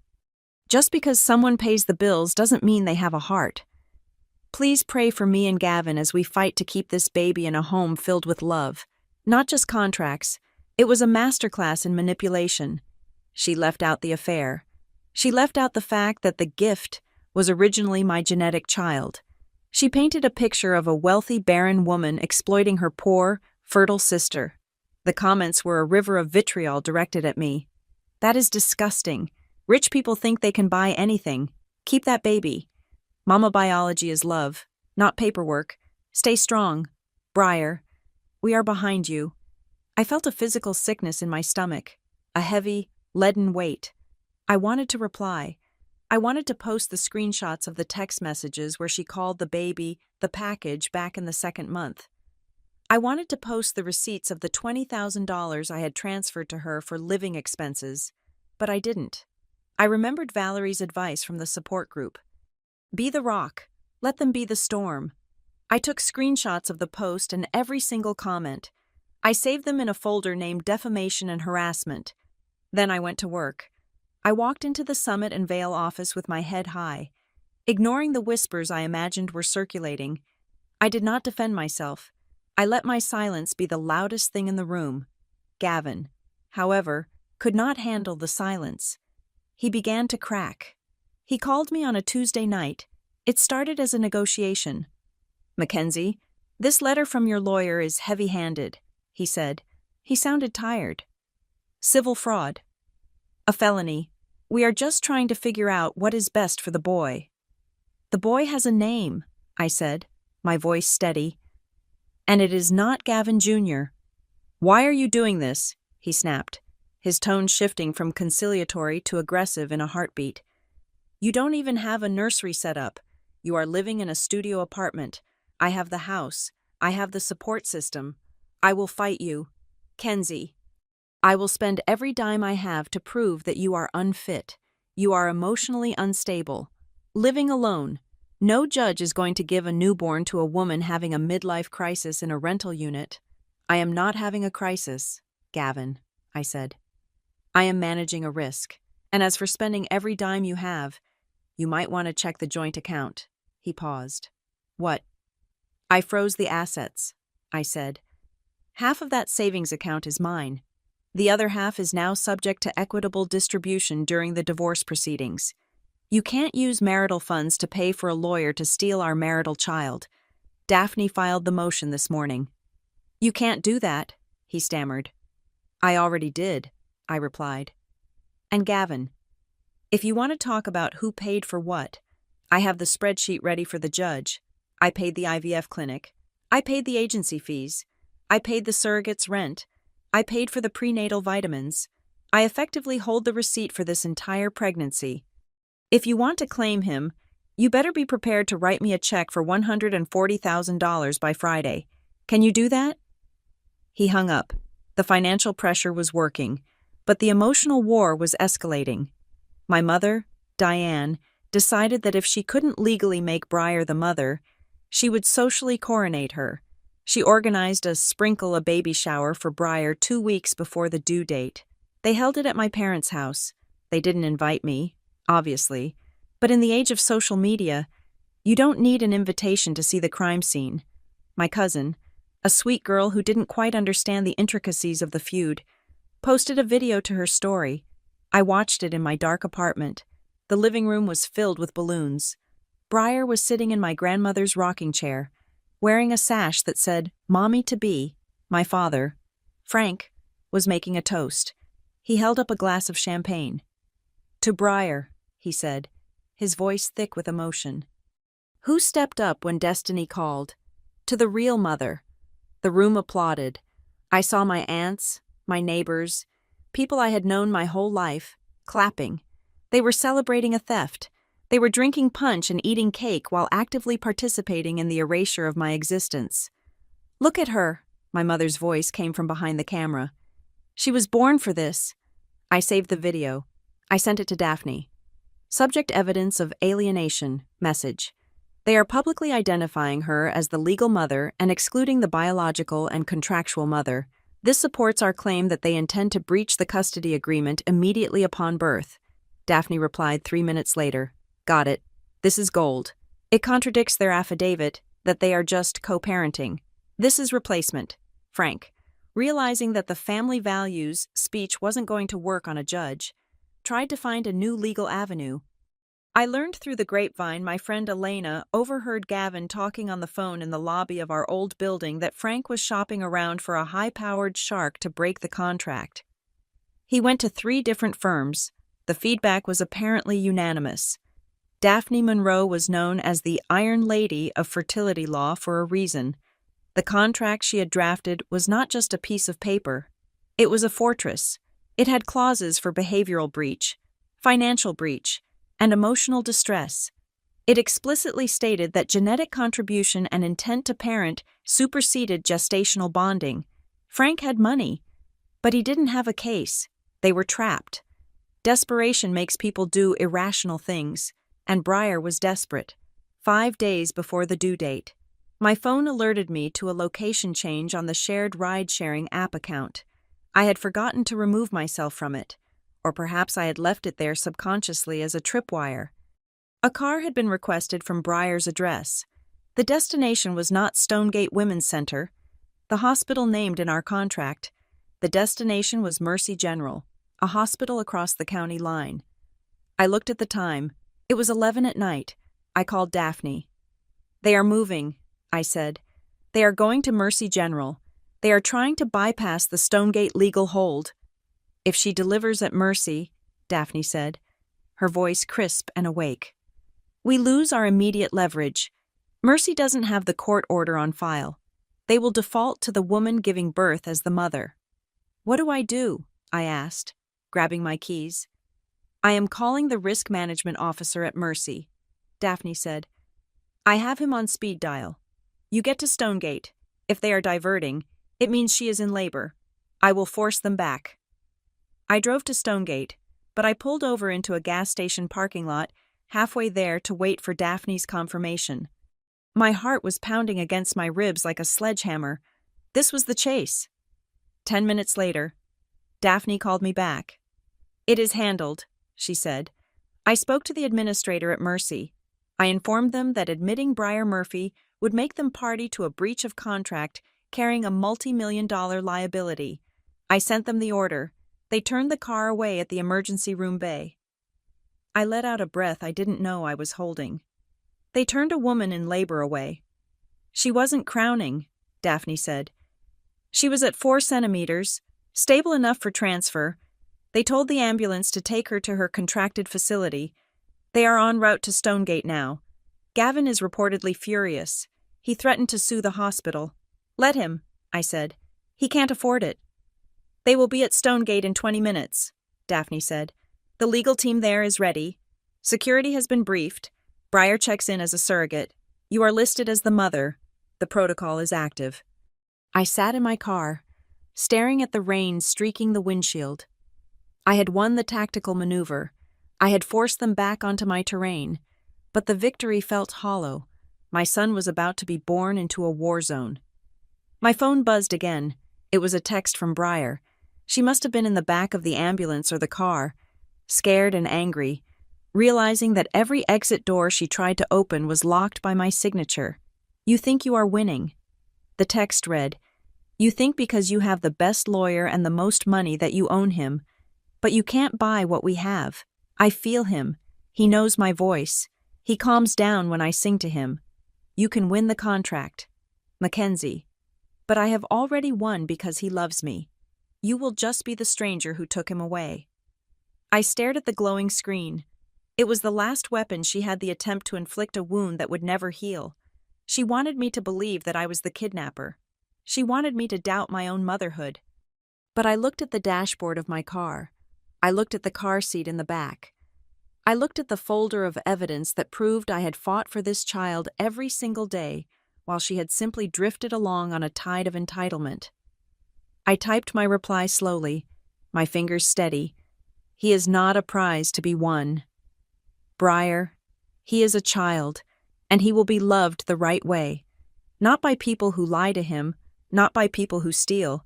He will be loved by the person who put him first, even when it broke her heart. Real love isn't built on betrayal. I hit send. Then I put the car in drive and headed towards Stonegate. The countdown was over. The last 14 days felt less like waiting for a birth and more like the final countdown of a bomb disposal operation. My life had contracted into a single, razor-sharp focus, the inevitable moment my phone would light up with the admission alert. I lived in a state of suspended animation. My studio apartment, once a place of refuge, had transformed into a staging ground. The small dining table was no longer used for meals. It was covered in stacks of paper, each pile clipped and labeled with the obsessive precision of a forensic accountant. I had the medical power of attorney in a red folder. I had the gestational surrogacy agreement, the original, notarized document with Breyer's flourish of a signature in a blue folder. I had the emergency custody order, stamped and signed by a judge who had seen the evidence of their intent to abscond. In a bright yellow envelope that screamed, "Read me first," I had packed my hospital bag, but it contained no cute matching robes or fuzzy socks. It contained a black blazer, a white silk blouse, and tailored trousers. I was not going to the hospital to be a mother in the soft, sentimental sense. I was going as the CEO of this child's life. I packed a second bag for the baby-neutral onesies, a hypoallergenic blanket I had washed 3 times in unscented detergent, and the car seat base, which sat by the door like a sentry. Daphne Monroe was moving pieces on the chessboard that Gavin and Breyer didn't even know existed. She had spent the last week in direct communication with the legal department of Stonegate Women's Center. "The file is flagged, Mackenzie," Daphne told me over the phone on a Tuesday morning. Her voice was calm, the voice of a general who has already won the war but still has to fight the battle. "I spoke with their general counsel.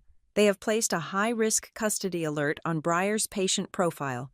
The moment she checks in, security is notified. The head nurse on the labor and delivery floor has a copy of the court order. They are not going to let Gavin sign that birth certificate. They are not going to let Breyer leave the ward with the infant. The hospital is terrified of a lawsuit. We have made you the path of least resistance." "And the police?" I asked, pacing the length of my small room. "On standby," Daphne said. "If they try to physically block you, or if they try to leave against medical advice with the baby, hospital security will call the precinct. We have the law, Mackenzie. Now we just need the timing." I needed a witness. I could not walk into that room alone. If it was just me against Gavin, Breyer, and my parents, it would be my word against a hysterical family. I needed a third party, someone cold, sober, and unimpeachable. I called Elena. "I need you to be ready," I told her. "It could be 2 a.m. It could be noon on a workday. Can you do it?" "I have a bag in my trunk," Elena said. She didn't ask questions. She didn't offer platitudes. "I am the designated driver for your justice, Mac. Just say when." While I sharpened my knives in the dark, Gavin and Breyer were dancing in the light, drunk on their own hubris. Gavin posted a photo on Instagram 3 days before the due date. It was a picture of the nursery in the house on Elm Street, the house I had paid for. The room I had painted. They had finished it. It was a masterpiece of expensive taste. There was a hand-carved rocking horse. There was a crib that cost more than my first car. The caption read, "Ready for the pitter-patter of little feet. The waiting is the hardest part. But building this home for you has been the greatest joy of my life." To life. New chapter. He was celebrating. He genuinely believed he had won. He thought that because I was silent, I was defeated. He thought my absence was acquiescence. He had no idea that every time he posted, he was handing me another bullet. I printed the photo. I added it to the dossier under evidence of exclusion. But it was Breyer's behavior that turned my blood to ice. She began posting videos of herself talking to the baby. In one, she was rubbing her stomach, her eyes closed, swaying to music I couldn't hear. "I can't wait to meet my girl," she whispered in the video. "My sweet, precious girl. Mommy has so many dresses waiting for you." I stared at the screen, baffled. My girl. I pulled up the genetic report from the embryo transfer, the report I had memorized 8 months ago. It was a male embryo. We had transferred a male embryo. I checked the portal again. The ultrasounds confirmed it. It was a boy. Briar wasn't just lying to the world. She was lying to herself. She wanted a daughter perhaps to recreate our own twin dynamic, to create a mini Briar she could mold, and she had simply decided that reality would bend to her will. She was buying pink dresses for a son. It was a level of delusion that terrified me. It wasn't just theft anymore. It was psychosis. I saved the video. I sent it to Daphne with a note. She thinks it is a girl. The medical records clearly state male. She is detached from reality. Daphne's reply was immediate. This is excellent. It proves she is not treating this as a medical process, but as a fantasy. It supports our claim of psychological instability. I stayed silent. I let them spin their narratives. I let my mother comment, "So beautiful," on every lie. I let my father tell his golf buddies he was getting a granddaughter. Their noise was my cover. Then, on Thursday evening, the silence broke in a way I didn't expect. I was heating up soup in my kitchenette when my phone rang. It was Gavin. I hesitated. Daphne had told me not to engage unless necessary, but something in the rhythm of the ring, or maybe just my own intuition, told me to answer. "Hello?" I said. "Can you meet me?" Gavin asked. He didn't say hello. His voice was low, hurried. "Not at the house. There is a coffee shop on 4th and Main, the one with the drive-thru. Can you be there in 20 minutes? "Why?" I asked. "I need to tell you something," he said. "Before the baby comes, please, Kenzie, just 10 minutes, I agreed. I drove to the coffee shop, parking in the darkest corner of the lot. I kept the doors locked. I kept my phone recording in my pocket. Gavin's car pulled up 2 minutes later. He got out and walked over to my window. He looked terrible. The confident, arrogant man from the nursery photo was gone. His eyes were rimmed with red. He hadn't shaved in 2 days. He looked like a man who was being eaten alive by his own conscience. I rolled the window down 3 inches. "What do you want?" "Gavin?" He leaned against the car, looking at the pavement. "I don't know if we are doing the right thing," he whispered. I felt a flicker of hope, not for us, but for him. "Then stop it," I said. "It is not too late. You can stop this insanity right now. You can acknowledge the contract. You can tell Briar no." "She is so fragile. Kenzie," he said, his voice cracking. "She believes it. She really believes it. If I take this away from her, it will kill her. And your parents, they are pushing so hard. They say this is the only way to keep the family whole." "My parents are not the ones who will go to jail for kidnapping," I said coldly. You are the one whose name is on the line. Gavin, do you really want to start fatherhood with a felony?" He looked up at me then. I saw the fear in his eyes. He was weak. He had always been weak, swayed by whoever shouted the loudest. For years, I had been the loudest voice. So he had followed me. Now, Briar and my parents were screaming, and he was following them. "I just wanted a family," he said, a tear slipping down his cheek. "I just wanted to be a dad." "You are going to be a dad," I said. "But you don't get to choose the mother just because you like her narrative better. I am the mother, Gavin. You can't edit me out." He opened his mouth to speak. He looked like he was about to fold. He looked like he was about to say, "Okay, let's stop." Then, his phone buzzed in his pocket. He pulled it out. He looked at the screen. I saw the caller ID light up. Diane, my mother. Gavin stared at the screen for a long second. Then, physically, I saw the door close. He straightened his spine. He wiped the tear away. He put the phone back in his pocket without answering. But the spell was broken. The puppet strings had been pulled. "I can't," he said, his voice hardening again. "It is too late. The baby belongs with Briar. She loves him more. You are just cold. Mackenzie, look at you. You are recording this, aren't you?" "Yes," I said. "See?" he sneered, backing away. "That is why you shouldn't be a mother. You are a lawyer, not a mom." He got back in his car and drove away. I sat there for a moment. letting the adrenaline subside. He had come close to the edge, looked down at the truth, and decided the lie was safer. I felt a finality settle over me. There was no saving him. I drove back to the studio. I didn't sleep. I sat in the rocking chair, staring at the empty crib, waiting.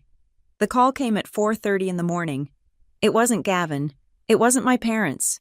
It was the automated notification from the Stonegate patient portal, linked to the insurance ID I had memorized. Patient admitted Murphy. Breyer, unit labor and delivery, status active labor. This was it. I stood up. I felt strangely calm. The shaking was gone. The fear was gone. There was only the mission. I called Elena. Go, was all I said. I called Daphne. She is checked in. I am already up, Daphne said. I am contacting the hospital legal desk now. The security team will be at the elevator. Meet me in the lobby in 20 minutes. I hung up. I walked to the small bathroom in the corner of the studio. I turned on the harsh overhead light and looked at myself in the mirror. I didn't look like the woman who had cried in Dr. Evans' office a year ago. I didn't look like the woman who had begged her husband to love her. My face was pale, but my eyes were dark and steady. I applied a coat of red lipstick, my war paint. I brushed my hair back into a sleek, severe bun. I put on the black blazer. I picked up the dossier. I am not going there to beg, I said to my reflection, my voice echoing in the small, tiled room. I am not going there to ask for permission. I am going to collect what is mine. I grabbed the car seat. I walked out of the studio and into the pre-dawn darkness. The countdown was over. The explosion was about to begin. The automatic doors of Stonegate Women's Center slid open with a pneumatic hiss that sounded like a seal breaking. The air inside was crisp, smelling of floor wax and antiseptic, the scent of controlled chaos. I walked in the center of a phalanx. To my left was Daphne Monroe, carrying her leather briefcase like a shield. To my right was Elena, my witness, holding a notepad and looking grimly determined. We did not stop at the general information desk. We walked straight to the elevators, bypassing the bewildered night security guard, who started to rise from his chair until Daphne flashed her badge and the court order in a single, fluid motion. Legal counsel, she said, not breaking stride. Expected on the 4th floor.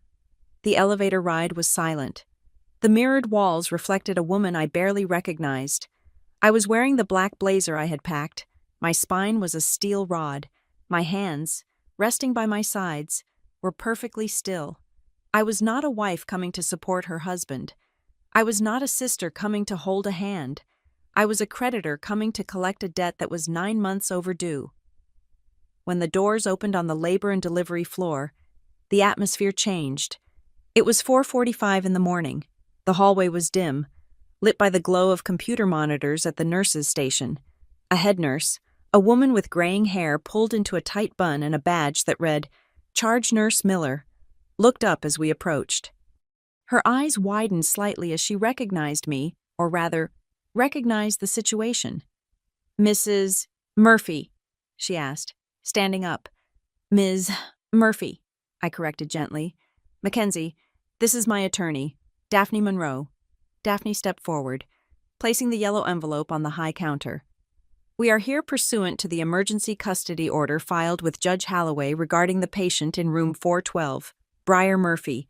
We need to verify that the security protocols are active." Nurse Miller didn't even look at the papers. She tapped her keyboard, her face illuminated by the blue light of the screen. "The flag is on the file," she confirmed, her voice low.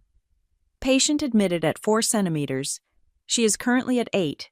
We have security stationed at the fire exit, as per the risk assessment. Dr. Henderson is the attending physician. She has been briefed that no birth certificate paperwork is to be issued to the biological father without your wet signature." "And the access?" Daphne asked. "You are the legal mother," Nurse Miller said, looking me in the eye. "You have unrestricted access. The father, Mr. Murphy, has been trying to bar entry to anyone but family, but legally, you are the only parent on record who matters right now." "Thank you," I said. "They are in room 412, the nurse said, pointing down the hall. "It is a bit loud in there." I nodded. I turned to Elena. "Stay by the door. Record the time of entry. If anyone touches me, you call the police immediately." "Got it," Elena whispered. I walked down the corridor. The floor tiles were speckled gray, counting down the steps to the end of my marriage and the beginning of my motherhood. I could hear voices before I even reached the door. "You can do this, sweetie. Just breathe." That was my mother, Diane. "She is doing great. She is a natural." That was my father, Frank. "I am right here. Bree, I am not going anywhere." That was Gavin. They were a closed ecosystem, a perfect, hermetic bubble of delusion. I didn't knock. I pushed the heavy door open and stepped inside. The room was bathed in the warm, golden light of the bedside lamps, a stark contrast to the harsh hallway. Briar was propped up in the bed, sweat matting her hair to her forehead, her face contorted in a grimace of pain. Gavin was standing by her left shoulder, wiping her face with a cloth. My parents were at the foot of the bed. For a split second, no one moved. It was a tableau of a family interrupted. Then, Gavin looked up. The color drained from his face so fast it looked like a physical shutter closing. "Mackenzie," he breathed. The name hit the room like a grenade. My mother spun around. Her eyes went wide, then narrowed into slits of fury. "What are you doing here? We told you to stay away. This is a private moment." "It is a medical procedure," I said, my voice cutting through the humid, warm air of the room. "Involving my son." "There is nothing private about it." Gavin let go of Briar's hand and took a step toward me. His posture was aggressive, defensive. "Get out. Mackenzie, don't do this. Not now. She is in transition. You are going to stress her out." "I am not doing anything." "Gavin," I said, holding my ground. Daphne stepped up beside me, silently presenting the clipboard with the court order. "I am simply executing the document you signed. Article 14. I am required to be present for the birth to authorize the release of the child." "She is ruining it," Briar wailed from the bed. It was a high, thin sound. "Get her out. She is stealing my moment." "Security," my father barked, looking around for a call button. "Call security. Get this woman out of here." "Security is already here, Frank," Daphne said coolly. Two uniformed hospital security guards stepped into the doorway behind us. They weren't looking at me. They were looking at my father, who had started to advance toward me with his fists clenched. "Sir," one of the guards said, his voice bored but heavy with threat. "Step back. Ms. Murphy has the legal right to be here. If you cause a disturbance, we will escort you from the building." Frank froze. He looked at the guards, then at me. "She is your daughter," he hissed. "Briar is your sister. How can you be so cold? Family is supposed to protect each other." "Family," I repeated, the word tasting like ash in my mouth. "Family doesn't plot to kidnap a child for 9 months. Family doesn't lie about dilation. Family doesn't rewrite names on a birth certificate." "We were doing it for the baby," Diane screamed. She was crying now. Ugly. Hysterical tears. "He needs a mother who is warm, who is present. Look at you. You are dressed for a board meeting. You don't have a maternal bone in your body." "I am dressed for court," I corrected her. "Because that is where you forced me to live." I walked past them. I walked past the hatred in my mother's eyes and the impotence in my father's stance. I walked to the side of the bed opposite Gavin. Briar looked up at me. Her eyes were glassy, dilated with pain and adrenaline. She looked young, terrified, and for a second, I felt a flicker of the old instinct, the twin instinct to comfort her. But then she spoke. "He is mine," she wheezed, clutching her stomach as another contraction hit. "I feel him. Kenzie, you don't know what it is like. He knows my heartbeat. He calms down when I speak. You can't paper over a bond. It is spiritual." She was playing the card Valerie had warned me about, the mystical bond defense. I looked down at her. I didn't yell. I didn't cry. I leaned in close, so only she and Gavin could hear me clearly. "You feel him," I said softly. Because I paid $20,000 for the transfer. You feel him because I paid your rent so you could rest. You feel him because you convinced yourself that biology is a negotiation. I paused, letting the words sink in. You don't feel a bond, Briar. You feel the entitlement of a thief who thought she wouldn't get caught. You feel him because you thought you were allowed to rob me. Briar let out a sob that turned into a scream as the contraction peaked. The monitor spiked. Dr. Henderson, the physician, breezed into the room, flanked by 2 nurses. She took in the scene, the security guards, the lawyer, the tension thick enough to choke on, and didn't blink. She was a professional. All right, Dr. Henderson said, snapping on latex gloves. I see we have a full house. Briar, I need you to focus. You are 10 centimeters. It is time to push. Get her out, Briar screamed again, pointing at me. Ms. Murphy stays, Dr. Henderson said, her voice brooking no argument. She is the medical power of attorney. If you want this baby delivered safely, you will focus on your breathing and stop focusing on the audience. The next 20 minutes were a blur of medical commands and guttural sounds. I stood like a statue. I watched my sister push. I watched Gavin hold her hand, weeping, whispering promises he couldn't keep. You are doing it. We are going to be a family. Just one more, he sobbed. He was still living in the fantasy.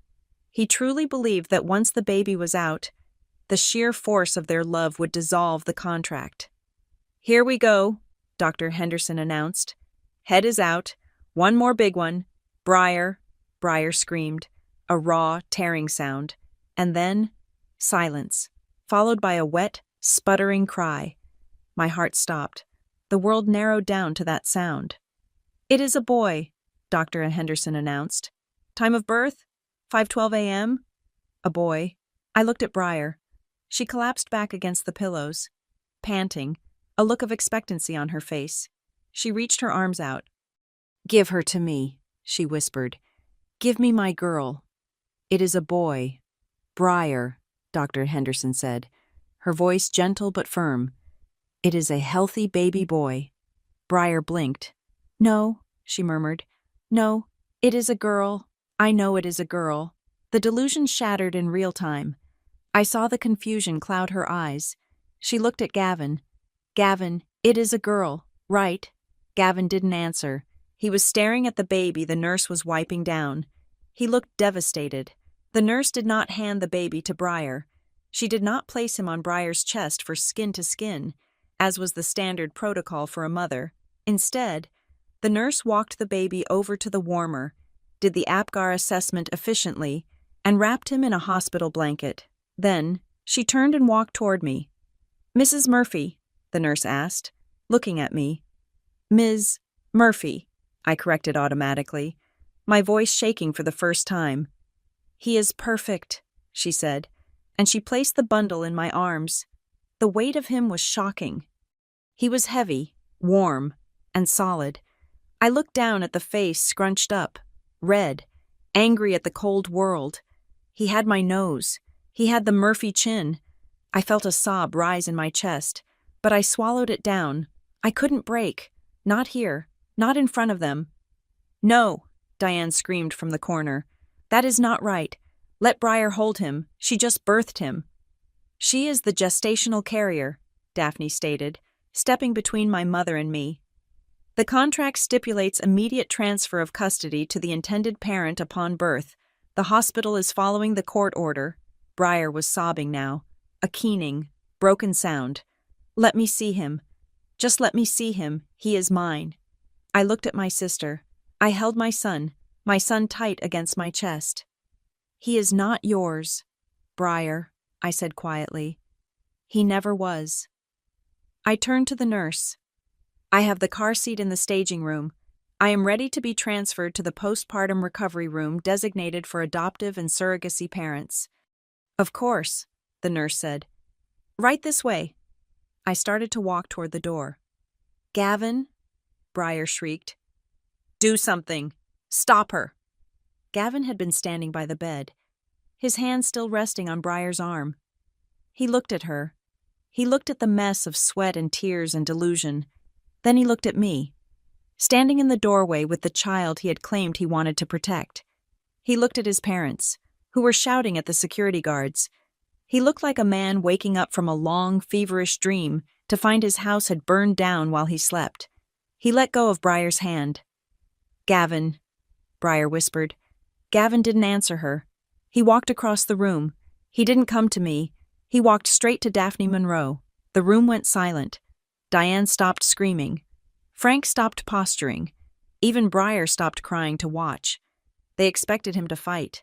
They expected him to throw a punch, to grab the papers, to scream that he was the father. Gavin looked at Daphne. His eyes were dead. "I need to sign something," Gavin said. His voice was hollow, stripped of all the arrogance, all the hope, all the fight. Daphne raised an eyebrow. "Sign what, Mr. Murphy? We are not negotiating custody in a delivery room." "Not custody," Gavin said. He looked at me then. He looked at the baby in my arms. There was no love in his eyes anymore. There was only a terrible, crushing realization of the ruin he had caused. "I need to sign the voluntary termination of parental rights," he said. "What?" Diane gasped. "Gavin, no."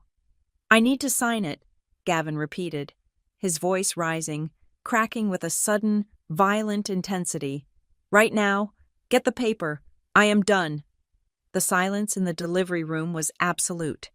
It was the kind of silence that follows a structural collapse, the dust settling over the ruins of what used to be a family.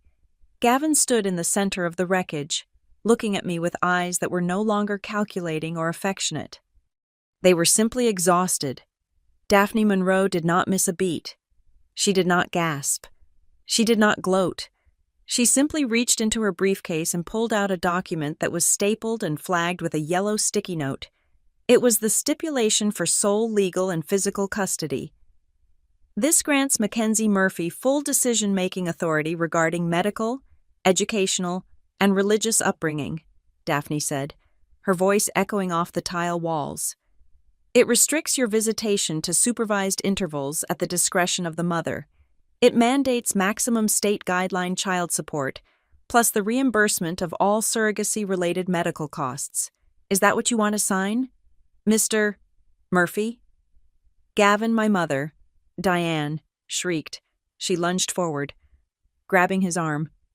"Do not sign that. You are tired. You are emotional. We can fix this. We can go to mediation." Gavin ripped his arm away from her grip with a violence that made her stumble back. "There is no fixing this, Diane," Gavin said. His voice was shaking, but it was loud. "Look at her. Look at Briar." He pointed to the bed.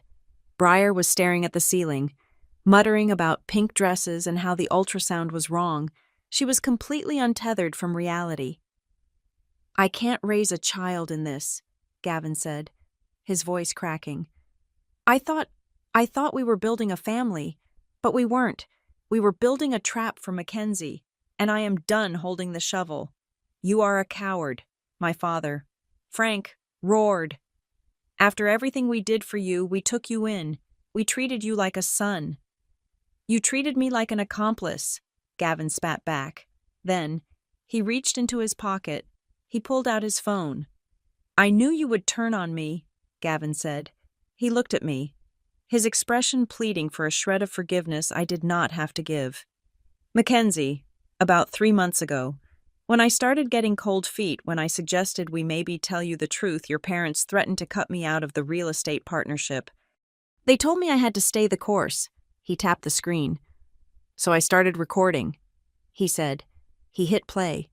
The audio was tinny, but the voices were unmistakable. It was a conversation from a Sunday dinner I hadn't been invited to. Diane's voice. "We just need to keep Mackenzie isolated until the baby comes. If she feels like she is lost, she will retreat. She always retreats. We just need to make Briar look like the victim." Frank's voice. "The contract is just paper. If Gavin holds the baby first, possession is 9/10 of the law. We just need to push Mackenzie out of the picture physically. Change the locks if you have to." Briar's voice. "She doesn't deserve him anyway. She's too cold. She treats him like a spreadsheet. I am the only one who really loves him. Gavin hit stop. The room was frozen. The nurses were staring at my parents with open disgust. Doctor. Henderson crossed her arms, looking from Frank to the security guards, silently authorizing them to intervene if necessary. My mother's face had gone the color of old ash. She looked at the phone, then at me. Mackenzie, she stammered, you have to understand. We were worried about the baby. You were plotting to steal him, I said. My voice was low, devoid of the anger they expected. I felt nothing for them. The cord had been cut long before the doctor used her scissors today. You were conspiring to alienate a mother from her child. That is not love. Mom, that is a crime. I turned to Gavin. Sign the papers. Gavin took the clipboard from Daphne. He did not hesitate. He signed his name on the line for father. He signed the waiver of notice. He signed the agreement to pay 100% of the legal fees. I am sorry, he whispered as he handed the clipboard back to Daphne. I know it doesn't matter now, but I didn't want him to grow up in a lie. He deserves the truth, and the truth is, you are the only one who fought for him fairly. You are right, I said. It doesn't matter now, but thank you for doing the one decent thing you have done in 9 months. I turned to the bed. Briar was sitting up now. The reality was starting to seep in through the cracks in her delusion. She saw Gavin standing apart from her. She saw me holding the baby. She saw the papers in Daphne's hand. Gavin, she whimpered, what about the nursery? What about us? There is no us. Briar, Gavin said, not looking at her. I am going to stay at a hotel. You should probably go back to your apartment. Briar let out a sound that was half laugh, half sob. But I am the mom. Everyone says so. Mom said so. I stepped closer to the bed. I adjusted the blanket around my son Thomas. I had already named him in my heart. Briar, I said. She looked at me. Her eyes were wet, red-rimmed, and full of a terrifying emptiness. You thought this was a performance, I said. You thought if you wore the costumes and said the lines and posted the pictures, you would get the role. You thought motherhood was about the attention. I looked down at Thomas. He was sleeping, oblivious to the war that had been fought for his existence. Motherhood is not a role you audition for, I said, looking back at her. And you have chosen the wrong stage. I turned to Daphne. Are we clear to leave? The hospital has cleared the discharge to you, Daphne said. The security team will escort us to the car. I will file the restraining order and the custody stipulation with the clerk's office at 9 o'clock sharp. Let's go, I said. I walked out of room 412. I did not look back at my parents, who were standing like statues in the ruins of their own arrogance. I did not look back at Gavin, who was slumped in a chair, head in his hands. I did not look back at the sister who had tried to consume my life to fill the void in her own. I walked down the hallway, the wheels of the bassinet clicking rhythmically on the tiles. Elena was waiting by the elevator, tears streaming down her face. You did it, she whispered. We did it, I corrected. We rode the elevator down. We walked out into the cool, gray morning air. The rain had stopped. The sky was beginning to bruise with purple and gold, the sun fighting its way over the horizon. I strapped Thomas into the car seat base I had practiced with for weeks. I got into the driver's seat. I locked the doors. And then, finally, I drove away. Epilogue. 14 months later. The wind off Lake Michigan was cold, but the sun was bright. I adjusted Thomas's hat, pulling the knit cap down over his ears. He giggled, grabbing my finger with a grip that was surprisingly strong. We were in Chicago. I had moved 3 weeks after the birth. I sold the house on Elm Street without ever stepping foot inside it again. I let the lawyers handle the liquidation of the furniture, the dismantling of the nursery Gavin had built. I took the money, my share, plus the reimbursement Gavin had agreed to, and I bought a brownstone in a quiet, family-friendly neighborhood in Lincoln Park. I had a new job as a director of risk management for a logistics firm. The hours were better, the pay was higher, but mostly, no one knew my name. No one knew the story of the Murphy twins. I had no contact with my parents. Daphne had secured a permanent protective order based on the harassment and the conspiracy revealed in Gavin's recording. They were legally barred from coming within 500 feet of Thomas or me. They sent cards to a P.O. box that Daphne's paralegal checked and shredded once a month. Gavin sent checks. He sent them on the 1st of every month, like clockwork. He had moved to the West Coast, taking a job in Seattle. He had seen Thomas twice, for 2 hours each time, in a supervised visitation center. He was awkward, sad, and distant. He was a stranger to my son, and Thomas looked at him with polite curiosity. Nothing more. Briar had vanished into the background noise of social media. Elena told me she had moved back in with our parents, that she was posting vague, spiritual quotes about healing and betrayal. She was still the victim in her own story. I didn't care. Her narrative had no power over me anymore because I wasn't reading the book. I sat on a park bench, watching Thomas try to wobble toward a pigeon. He fell onto his padded bottom and laughed, looking back at me for reassurance. "I see you," I called out to him. "You are okay. Get up." He stood up. He kept going. I took a deep breath of the crisp air. For so long, I had thought my life was a timeline that had been broken. I thought I had to fix it, to tape it back together with contracts and strategies. But looking at my son, I realized the timeline hadn't broken. It had just curved. I had built a fortress to protect him. I had turned my heart into a vault and my mind into a weapon. I had done things that nice girls don't do. I had recorded conversations. I had tracked finances. I had been cold.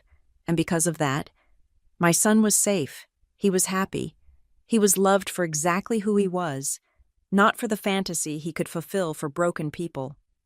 I picked Thomas up, pressing a kiss to his cool cheek. He smelled like wind and baby shampoo.